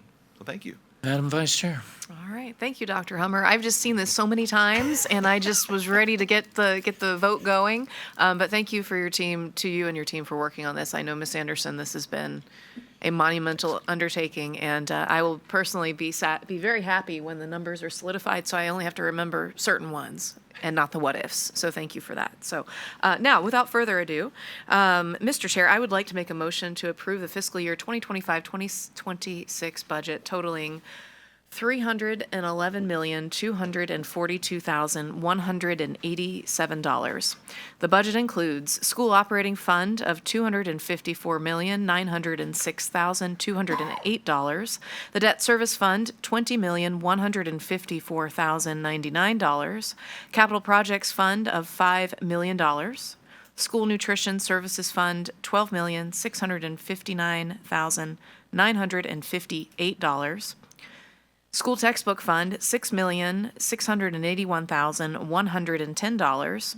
NREP operating fund, $7,520,812. NREP textbook fund, $20 million. Consolidated Services Fund, $3 million. Private Purpose Fund, $1,300,000. The School Construction Fund is appropriated as a carry forward in the amount that equals the approved original project costs less expenditures and encumbrances through June 30th, 2025. The School Health Insurance Fund and Special Grants Fund are appropriated for amounts based on cash balances on hand as of July 1st, 2025, plus the total amount of receipts for the fiscal year 2025-2026. All outstanding encumbrances at June 30th, 2025 are carried forward and are automatically reappropriated to the 2025-26 fiscal year to the same department and account for which they are encumbered in the 2024-25 fiscal year. Additional full-time equivalent positions included in the budget are 8 for the school operating fund and 3.5 for the school nutrition fund. Motion has been made. Do I have a second? Second. Mr. Chair, I'm sorry, just for correction, I believe the motion, and I was very impressed with how you handled all of those really big numbers. But with the NREP textbook fund, I believe you said 20 million. It's 20,000. If you could just amend your motion for NREP textbook fund to be 20,000. Absolutely. So, Mr. Chair, I move to amend the main motion to reflect that the NREP textbook fund, instead of 20 million as previously stated, is 20,000. Thank you, Ms. Jordan. A motion has been Second. made and then seconded. Is there any discussion? Mr. Chairman. Yes, sir. So I want to echo a couple of the comments about the budget that I made last week, and I'm glad that there are still people here and listening and ready to engage. And some of this is going to come from feedback that I've gotten from the community, and so I hope that especially folks who needed to leave earlier tonight were able to listen to this when they get home. And here's the first thing. One of the oft-repeated comments that I'm reading on social media and from the paper are people talking about how, Frederick County Public Schools are top-heavy, which, let me tell you, is nonsense. Here's why it's nonsense. We have already right-sized and moved so many positions because of Dr. Hummer's leadership out of this building and back where they belong into schools, giving principals, assistant principals, and teachers the support they need in buildings where kids are. Right? That was not something that we had to do. That's something we wanted to do, and that's something that he had the wisdom to do, and I'm glad for that. that is why, and I am going to call them cuts. That's why these cuts particularly sting to me. The reason they sting is because we've already been such effective stewards that we're not cutting fat, we're cutting into the meat of our core mission. And one of the most frustrating things I hear is, we'll cut this, we'll cut some admin. Please come to these meetings and tell me whose job you want to cut. Pick the name of the principal or assistant principal or math teacher or math specialist. Tell me who you want us to fire, because we're a system of people. And when you make comments like, we'll just cut staff, well, when you cut staff, that has consequences. We are a system of people. We need people to serve children. People, like has been said before, don't work for free. And these are professionals who have spent a lot of time in school. Mr. Bell and we know from experience, we do love teaching, but still probably wouldn't do it for free, right? I have to pay my mortgage too. So the reason I wanted to take a second to say this is it's easy just to say, well, they get too much money, or go and tell me who you want me to cut. Tell me what bus isn't important. Tell me what program you don't care about. Let's call these things what they really are. And finally, thank you to Supervisor Dunn. I wish that people had listened to him when he came up with some of the most common sense, bipartisan ways that we could have avoided this. A penny or two on the dollar of a meals tax that we know from research are almost always paid by people outside the county traveling up and down major arteries like 81. These are not taxes that end up being paid by our residents.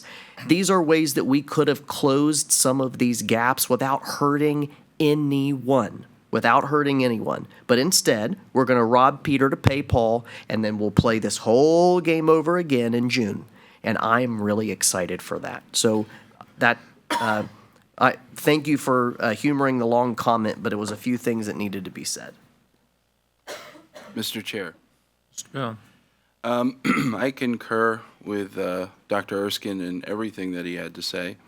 I would also like to add that while I'm reticent to approve this budget, I know the damage that it would do to our staffing and to the hard work that was done by our team. I understand the problems that would arise if we don't approve this budget at this point, even though we are short, given that contracts have to go out and we want to take care of the teachers that we do have.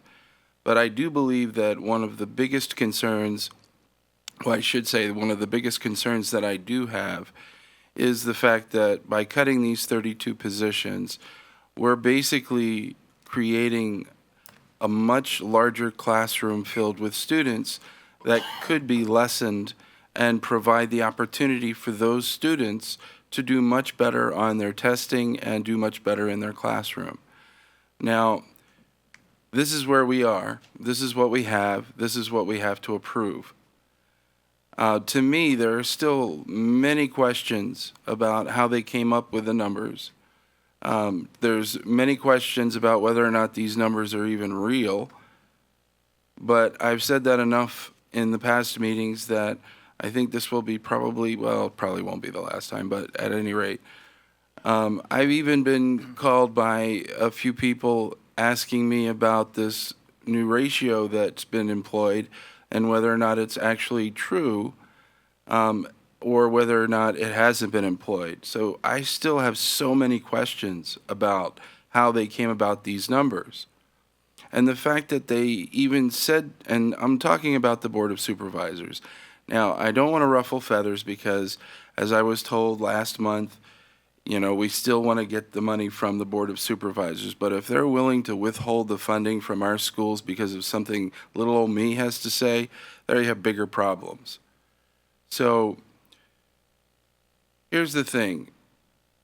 They're willing to entertain supplemental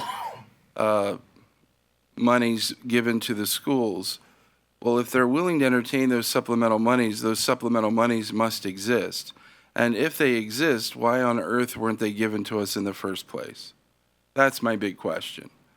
That being said, though, I will be voting yes for this budget to pass because I want our teachers to have contracts, and I want the teachers that we have currently in our schools to come back and continue to do the great work that they're doing. Thank you, Mr. Chairman.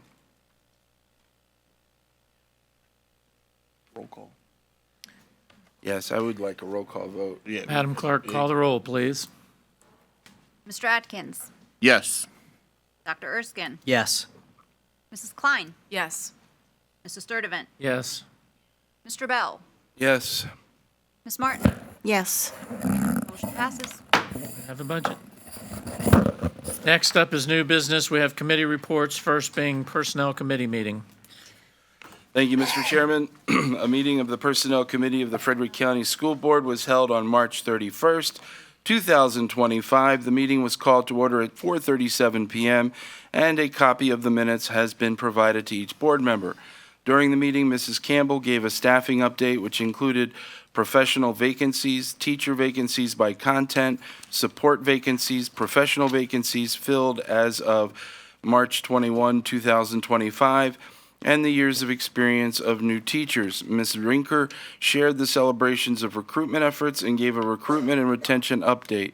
Mrs. Edwards-Johnson discussed the FCPS employee benefit highlights to include the Care Center and Aspire 365. The meeting adjourned at 4:50 p.m. Additional details regarding the information covered at the committee meetings are included in the minutes provided to the board members. Are there any questions from board members about information shared at the Personnel Committee meeting held on March 31st? Mr. Bell, I just have a comment that I'd like to bring up. Absolutely. Regarding this. So first of all, I want to applaud Mrs. Freakley and her team for the amazing recruiting efforts you guys have been doing for the longest time. So I remember when we kicked off this school year, I think we had 75 vacancies, 74, 75, one of those two numbers. Now we're down to 43, and tonight we just approved a lot of really fantastic people. So we're down to 43. Our attrition rates are lower, and I attribute that to you and your team. So thank you for all that great work.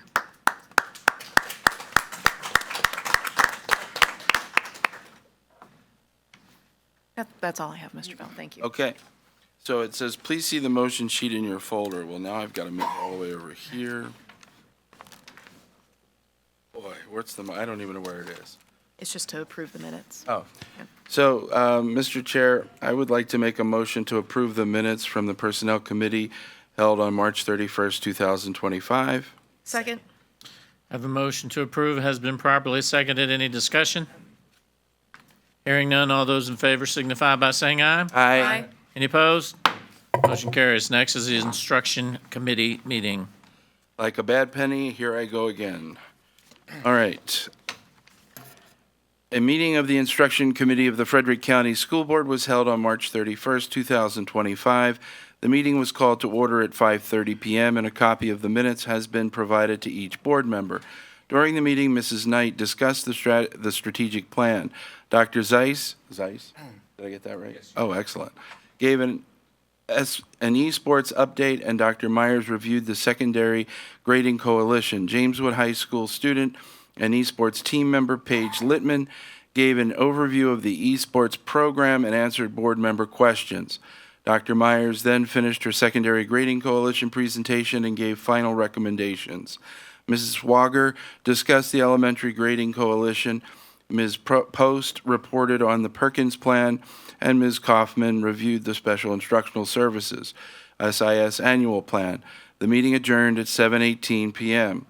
Additional details regarding the information covered at the committee meeting are included in the minutes provided to board members.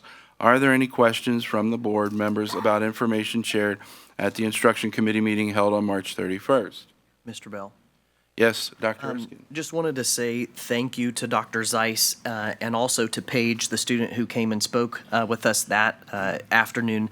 I learned more in that committee meeting about these opportunities and pathways that our kids are having and the amount of scholarship money. And thank God that it's 8:45 because my 7-year-old can't see me on YouTube saying that you can, in fact, make a living playing video games. So thank you for that presentation because I learned a lot from it. And second, thank you to the teachers who reached out over the past few weeks with emails and phone calls and visits with feedback about the grading plan. Dr. Myers and her team they've done a tremendous job. And I came into this process late. It was already well underway when I came in. But I appreciate you, Mr. Bell, for letting me be a part of that conversation on your committee, and for Dr. Myers for that time that went into it, and for how thoughtful she's trying to be about how that can potentially impact current students. There's a lot of love that goes into this process, just beyond the black and white. So thank you. Thank you, Dr. Erskine. I would like to echo Dr. Erskine's comments about esports. If you're not familiar with it, familiarize yourself, especially if you have children. It's an opportunity for your children who may not be sports or athletically inclined to be a part of a sports team, and further to go to college on a scholarship through it. There are mountains of money with esports. I have to say I was pleasantly surprised to hear that as well. So definitely educate yourself about it. It's an excellent program, and it's one that I hope we can grow here in Frederick County. With that being said, there's another motion on a motion sheet that I have to find, but I'll just go ahead and say I'd like to make a motion to approve the minutes of the instruction committee report from March, or instruction committee meeting from March 31st. Mr. Bell.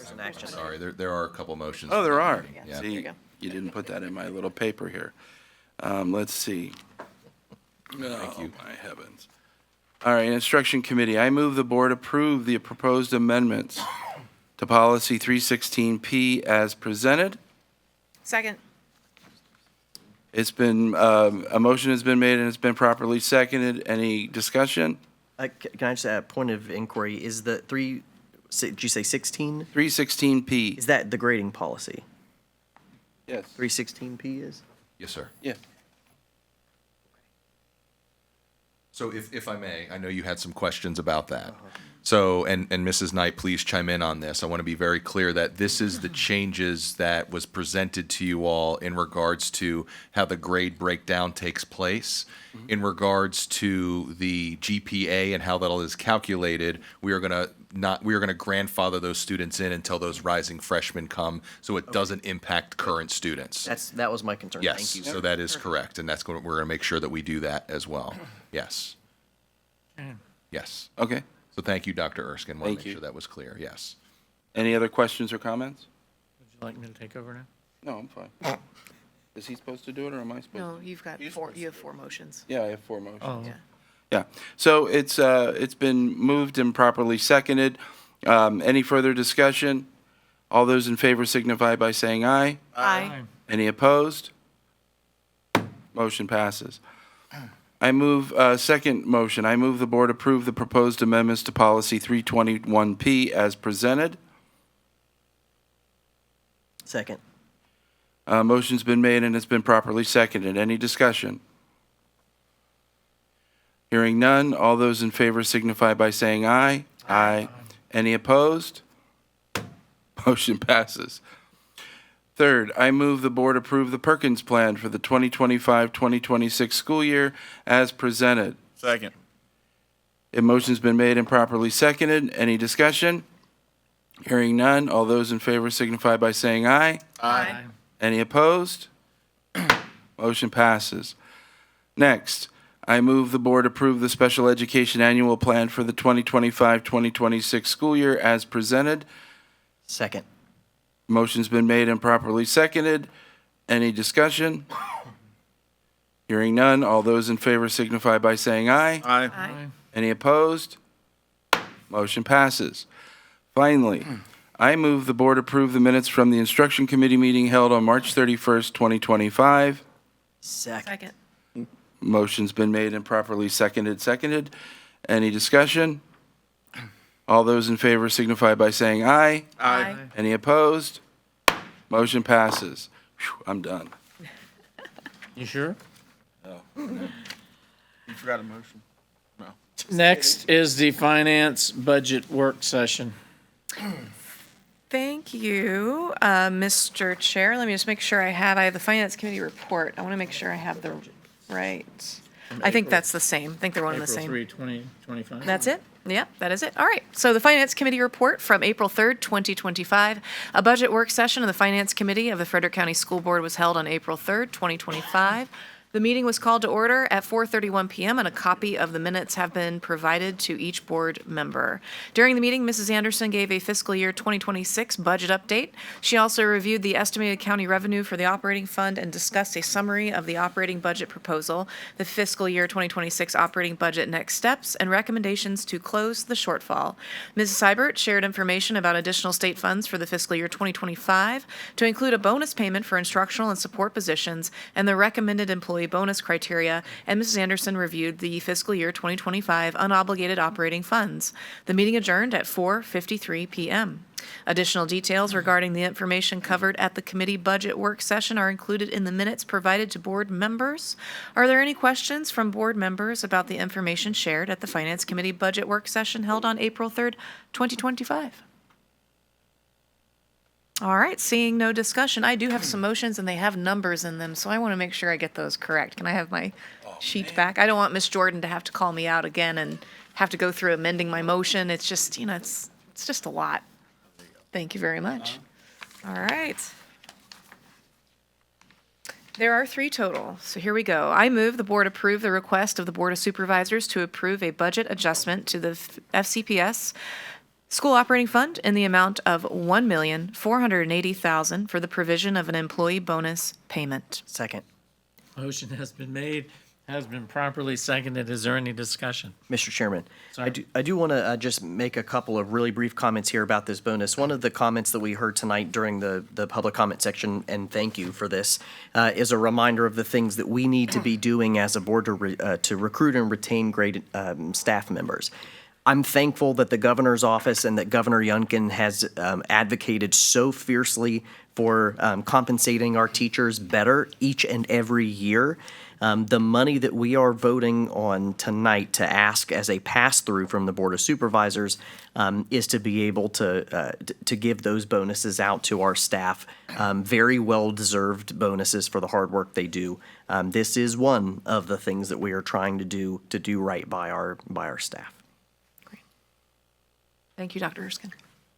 Hearing no further discussion, all those in favor signify by saying aye. Aye. Any opposed? Motion carries. I move the board approve the use of fiscal year 2025 unobligated operating funds for modular classrooms at James Wood Middle School and to contribute to the state retention employee bonus initiative. Second.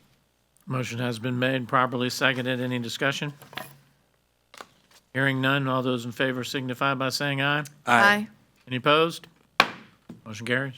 And finally, I move the board approve the minutes from the Finance Committee budget work session held on April 3rd, 2025. Second. Motion has been made and properly seconded. Is there any discussion? Hearing none, all those in favor signify by saying aye. Aye. Any opposed? Next is Buildings and Grounds Committee meeting, April 7, 2025. All right. A meeting of the Building and Grounds Committee of Frederick County Public Schools was held on April 7th, 2025. The meeting was called to order at 4:35 p.m., and a copy of the minutes has been provided to each board member. During the meeting, Mr. Davis discussed the CAP list highlights. Mr. Kinney gave an update on capital improvements projects. Mr. Shepard discussed the 4th High School planning and design update, and Mr. Goodwin reviewed the school division redistricting process. The meeting adjourned at 5:20 p.m. Additional details regarding the committee meeting are included in the minutes provided to board members. Do board members have any questions about what was covered on the Building and Grounds Committee meeting held on April 7th? All right, seeing none, I have one motion coming out. I move that the board approve the minutes from the Building and Grounds Committee meeting held on April 7th, 2025. Second. Motion has been made, properly seconded. Is there any discussion? Hearing none, all those in favor signify by saying aye. Aye. Any opposed?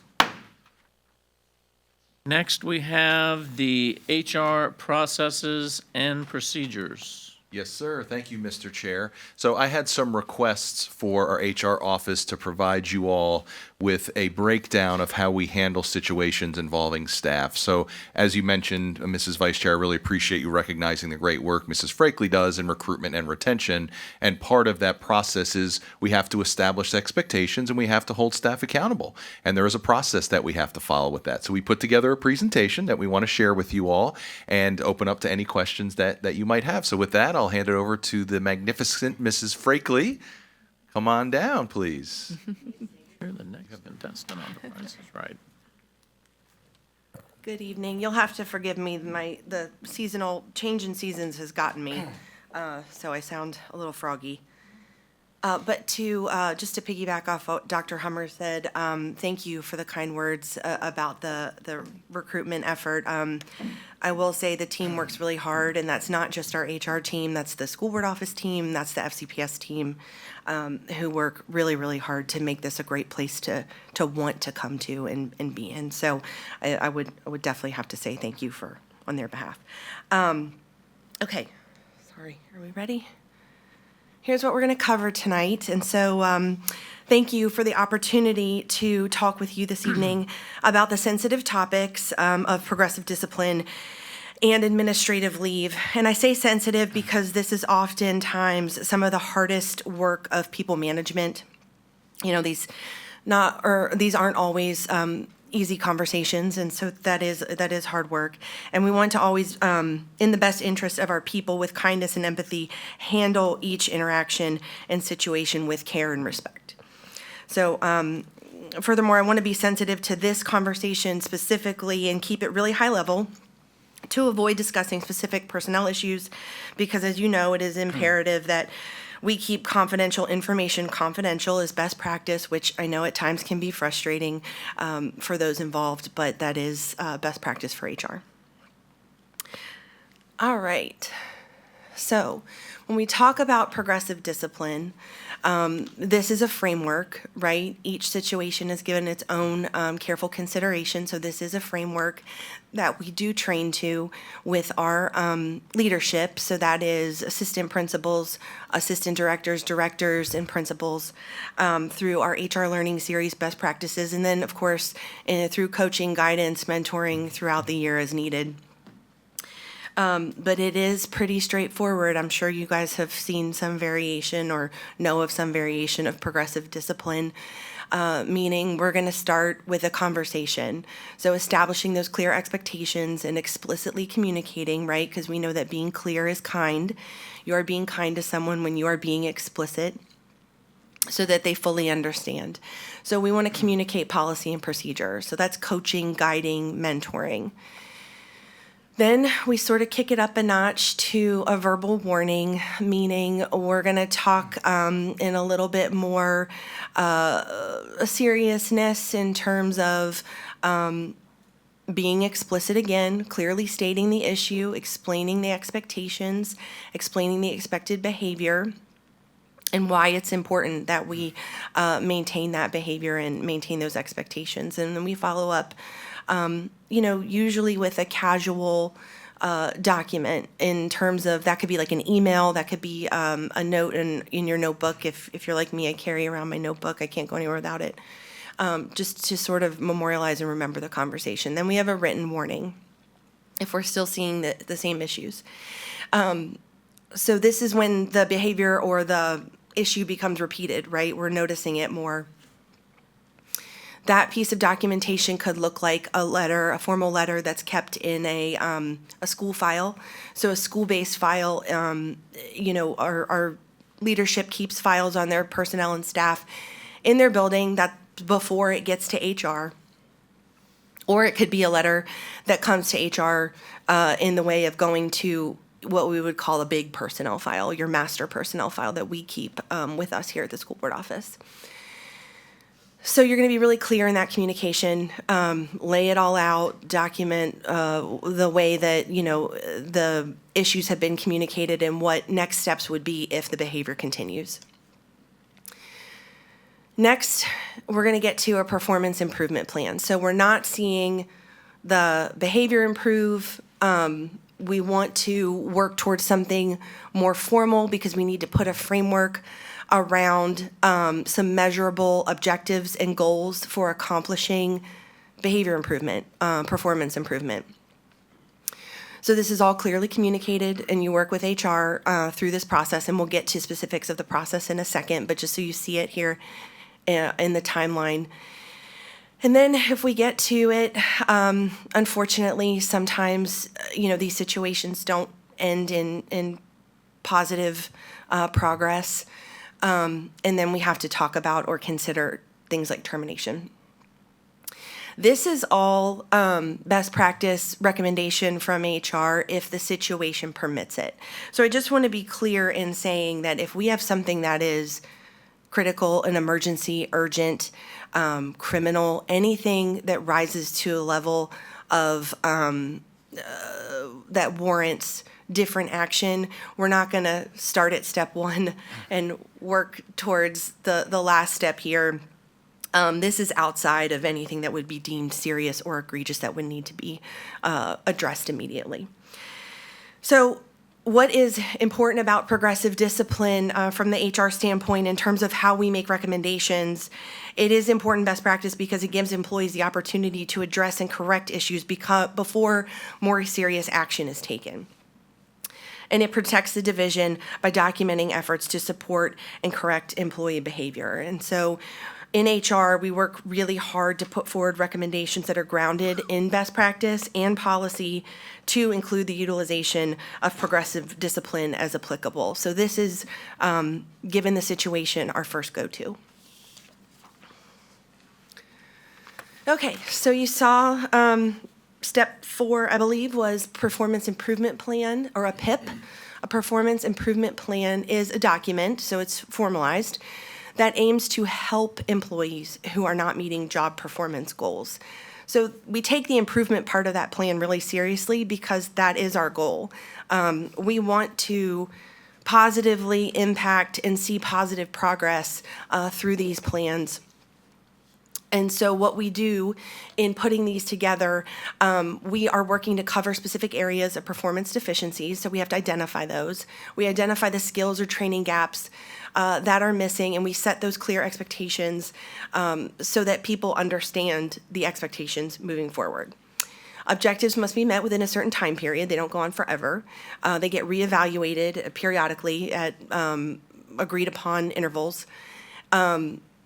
And so if we aren't meeting those objectives, everybody is clear on what happens next, and it could mean employment action up to termination. So our role in HR regarding a PIP is to work with the employee supervisor to determine whether a PIP is, first of all, appropriate, help draft the plan, which I'll show you a template here in a minute that we use, and to provide guidance to both the supervisor and the employee for the duration of the plan. So we really take we make a concerted effort to really work hands-on with our supervisors and the employee to hopefully work towards success. Ms. Freakley? Yes. Just a quick interruption. Absolutely. So with the PIP, right? I know, like, with students, they have different ways of learning, right? When we issue a PIP, do we support that individual with maybe a coaching mentor? Obviously, you've covered all the details of goals to be met in a timely manner. I just kind of wanted to know how we're providing that coaching and who does the coaching. Right, so great question. And in most cases, yes, absolutely. So we have a formal mentoring program, and then the leadership, the supervisor, essentially the person who is administering the PIP, does work in a coaching and mentoring capacity. That'll be your principals, your assistant principals. And so they're doing that on the regular anyway, but through the PIP, it just becomes much more explicit, and we have measurable outcomes, and so they're able to really drill down and refine those coaching conversations and that mentoring to meet these goals and objectives. So a lot of times it is the leadership, and then with certain staffing groups like our teachers, they are part of that larger mentoring program. Thank you. Great question. So the goal of a PIP is always, like I said, in our opinion, to facilitate positive improvement. If we are able, we can help support moving off the plan with shown improvement, which is why we have those very explicit measurable objectives, right? It's not open-ended. We work to really get clear on what it means to accomplish said objective so that the employee is clear and our supervisors are clear so that when there is shown improvement, we can say, look, here's all of your improvement. Or if we do not see the measured improvement that we were hoping for, we are able to move to the next phase, which again can include termination. And I will say that in the termination process, as you all are aware, there are different processes for licensed staff versus classified staff. So it doesn't end here. There are about like 30 more flow charts that extend off of here with all kinds of state code and FCPS policy that backs that up. So we do have clear direction depending on the role in which we are moving to term. Ms. Frickley, I have Yes. a question for you. Just a point of clarification. If a staff member is removed from the performance improvement plan, they've successfully accomplished what they were set out to accomplish. Mm-hmm. Do they start all over again at one, or do they go back to a written warning or a verbal warning, or how does that work? So that's a really good question, and we take that case by case because if we're seeing market improvement over an extended period of time, that's more data for us. But if we're off the PIP and say 2 weeks goes by and there's a little bit of improvement, but then we see some of those behaviors flash back, that's data that's gonna maybe put us at a different starting place. I will just say it really is case by case, but the objective is to see it to completion, which we don't have to do, and in some cases always do, depending on timelines.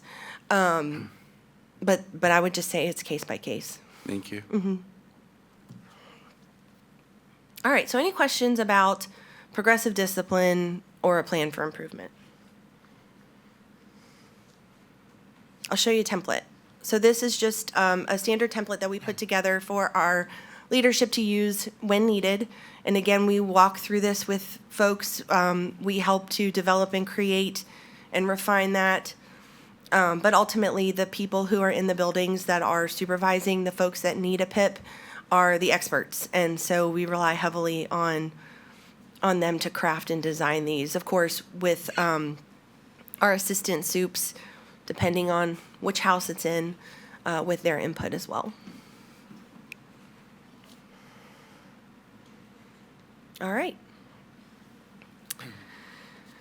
So this is just a small section of FCPS Policy 537, suspension of staff members.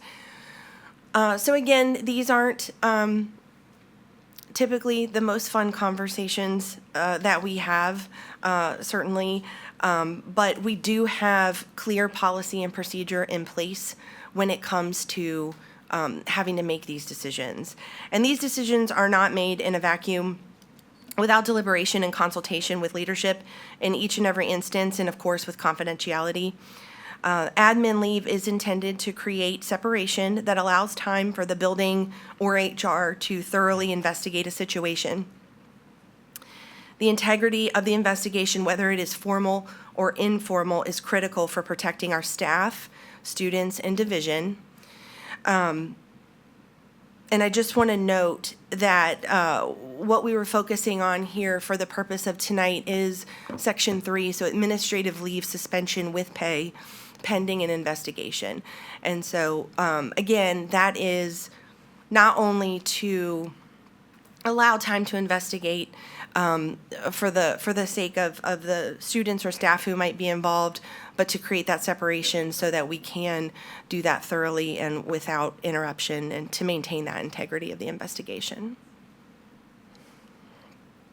And I will say that, of course, we communicate in writing per policy and our procedures with all relevant parties. So there are letters generated and folks are informed, and they are informed in writing with as much information as we're allowed to present and offer, given that it is sensitive personnel information.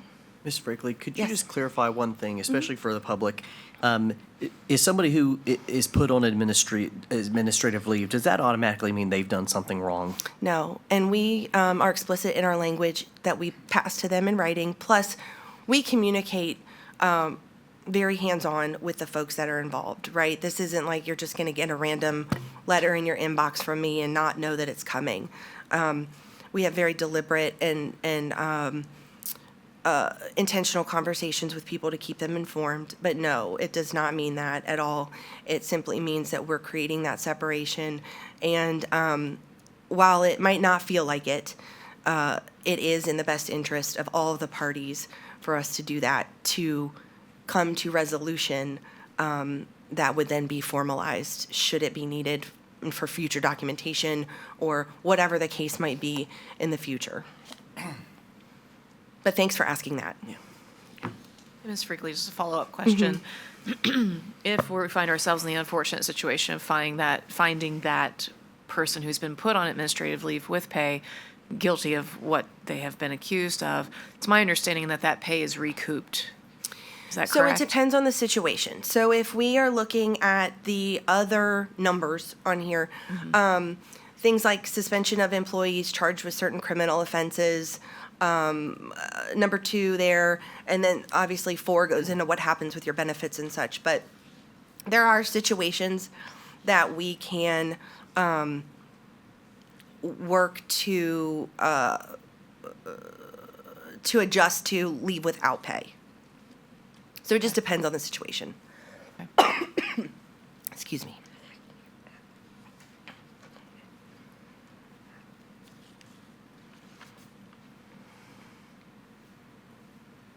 Are there any questions I can answer for you while I still have a voice? Oh, thanks. Best boss ever. Any other questions at all? Thank you. No, thank you very much. This, I think, will help answer a lot of constituents' questions as well. Absolutely. And it also helps us articulate it better when constituents come up to us in the grocery store and ask. So thank you Right. very much. Yes, absolutely. Thank you. Thank you, Ms. Freakley. Next up, we have the Athletic School Board Advisory Committee.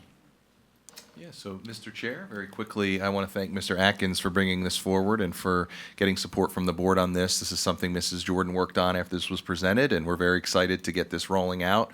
Of course, we will go ahead, if you all approve, we'll post the application process, we'll get some constituents on that committee, and then they will be part of the presentation process. So if there's any questions, more than happy to answer them. And thanks again to Mrs. Jordan for putting this together so quickly. So, thank you. Do we have a motion on that? Just a couple comments real quick, Mr. Chair. I want to say thank you to community members who have reached out to me about this. You know, it's one of the things that the community comes up and has a great idea, something that we haven't thought of, and we're happy to enact it because it makes sense, right? It's another one of the advisory committees, and it's another way for the community to get involved. So I appreciate all the work that you put in, and thank you to the board for talking this through and kind of bringing it to fruition. So thank you. Is there a motion on that? Mr. Chair, I move that the board adopt the amendments to FCPS Policy 608P Advisory Program Committees as presented. Second. Motion has been made, properly seconded. Is there any discussion? Hearing none, all those in favor signify by saying aye. Aye. Any opposed? That's done. Next is the contract award for Middletown Elementary School modulars. All right, thank you, Mr. Chair. Sorry, I was distracted down here. So we have 2 contract awards. We're going to break them down individually, but I just wanted to mention to the board that typically we bring these through a committee, but due to the timing because of procurement, sometimes we do have to bring these to the full board for approval so we can move on them because they are timely. So the first one up is the Middletown Elementary School modulars. We do have Mr. Shepard and Mr. Kenny here if there are any questions for you all. This has been discussed at previous meetings. Each of these items have been, so these shouldn't be a surprise to you all, but we do need your approval for the full contract award, which is there in front of you. And like I said, we have staff here available if you have any questions. Mr. Chair, I move that the board approve the contract award to Perry Engineering Company Incorporated for temporary modulars at the Middletown Elementary School in the amount of $547,700,000. Yep. Not 500 million. I'm sorry. Thank you. Gosh, it's That's been a a big long number. night. You are. I am just spending that money, aren't I? Gosh. Save some for us. I know. I need to go back to Vegas. So I'm Mr. going to amend. Mr. Kenny, can you please bring that modular to my house? Yes. It's gold plated, I'm sure. Wow. I know. Woo. Sorry, folks, getting a little tired up here. So let me let me amend my main motion to the correct number of $547,700. Second. Thank you. All right, motion has been made, properly seconded. Any discussion? Hearing none, all those in favor signify by saying aye. Aye. Any opposed? And one more motion to go. All right, let's see if I get this one right this time. Let's see. Mr. Chair, I move that the board approve the contract award to Stuart M. Perry Incorporated for James Wood High School roadway maintenance plan for Woodside Place and Northern Entrance in the amount of $333,500. Second. Motion has been made, properly seconded. Is there any discussion? Or next time, we're going to have to just bring this through committee. I know, exactly. Hearing no further discussion, all those in favor signify by saying aye. Aye. Any opposed? Next is board member comments. Are there any comments from the board? Mr. Chairman, very briefly, I just want to thank all of the candidates that came out today to apply for the position of the Gainsborough District seat here on our board. I believe we had 11 candidates, Yes. which Yeah. is a wonderful thing to see. I'm very sorry that Frank can no longer serve with us. I enjoyed his company. I enjoyed talking with him. He will be missed for sure, but I'm heartened by the number of people that came out to express their desire to serve. And so thank you very much. We have a very challenging decision to make over the next week, and I'm looking forward to talking with all of you about that. And that's really all I have to say for tonight. All right, Mr. Chair. So I want to recognize the students that were up here getting awards earlier. Great job academically for everything that you've done. It goes a long way to show how the teachers here at FCPS have prepared you and your parents have prepared you. So shout out to them as well. I want to congratulate or welcome our 3 new staff members. I appreciate you joining the team. Thank you for being here. Ms. Anderson, thank you for the budget. I know it kind of got hacked up there at the end, but you put a lot of work into it, and you and your team. So thank you. I really appreciate it. I know everybody up here does as well. Frank's going to be missed. He's been my buddy since before I was on the board, before he was on the board. I'm going to miss him. I just hope he gets better and moves on with whatever he wants to do in life. Wish him all the best. But to echo what Mr. Bell said, we had 11 people show up for this seat, which is amazing. The community involvement for that district is just amazing. I hats off to everybody who showed up, who came for the interviews. I know it's not easy to stand up here, and because there was 11 of them, we only had 2 questions for everybody. So I know it isn't the interview that everybody kind of wanted, us included, but for time's sake, we had to keep it short. With that in mind, out of the 11 people, there's going to be 10 broken hearts. But I would encourage everybody to run, and see how you pan out in the election. I know that would be a crazy race, 10 or 11 people. So, yeah, thank you for showing up and getting involved with the community and the schools. Really appreciate that. It looks like you guys did better than Redbud District did. I think we had 4 show up when Ellen left, but we got a good one. So thank you, and that's all I've got.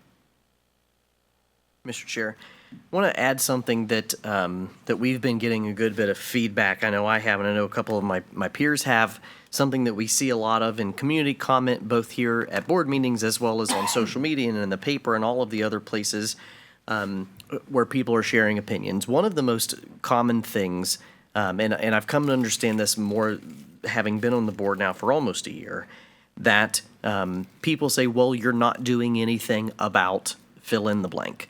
And I want to address that for a second, because there are a lot of things that I would love to be able to talk about sitting up here. Sometimes it's personnel. Sometimes it's a student situation. Sometimes it could be something going in a particular community. There are just a lot of things that we are not, either by law or by policy, allowed to comment on. Not because we don't want to, not because we don't care, or because we don't value that topic or value those opinions, but we're barred from it. As a matter of protection for whoever's involved. And the best way I can liken it is, for any of you in your daytime job, imagine somebody getting on a microphone on YouTube and sharing your personnel matters with, all of the people watching. In much the same way, we wouldn't want to do that. We wouldn't want that done with us. We can't do that in the school system. I always appreciate people emailing me and calling and be like, hey, Brian, can you look into this, or what's going on with that? I don't ignore any of them. And I think anybody who's here, who's written or called me, knows that I don't ignore any of them. But please understand that there are a lot of times where we do have opinions we can't share. But please don't stop sharing the concerns with us. The families who were here tonight, my heart hurts. And yet again, there are things that are sensitive enough that the best I can do is tell you that my heart hurts. But thank you for those who did show up and for listening to that little soapbox moment of mine. No, sir, I'm good. I've messed up enough numbers tonight, so I'll leave All my right. comments at that. We have one announcement. The next school board meeting is May 20th, 2025. May I have a motion to adjourn? Mr. Chair, I move that we adjourn the meeting. Second. Motion has been made, properly seconded. Is there any discussion? Hearing none. All those in favor signify by saying aye. Aye. Any opposed?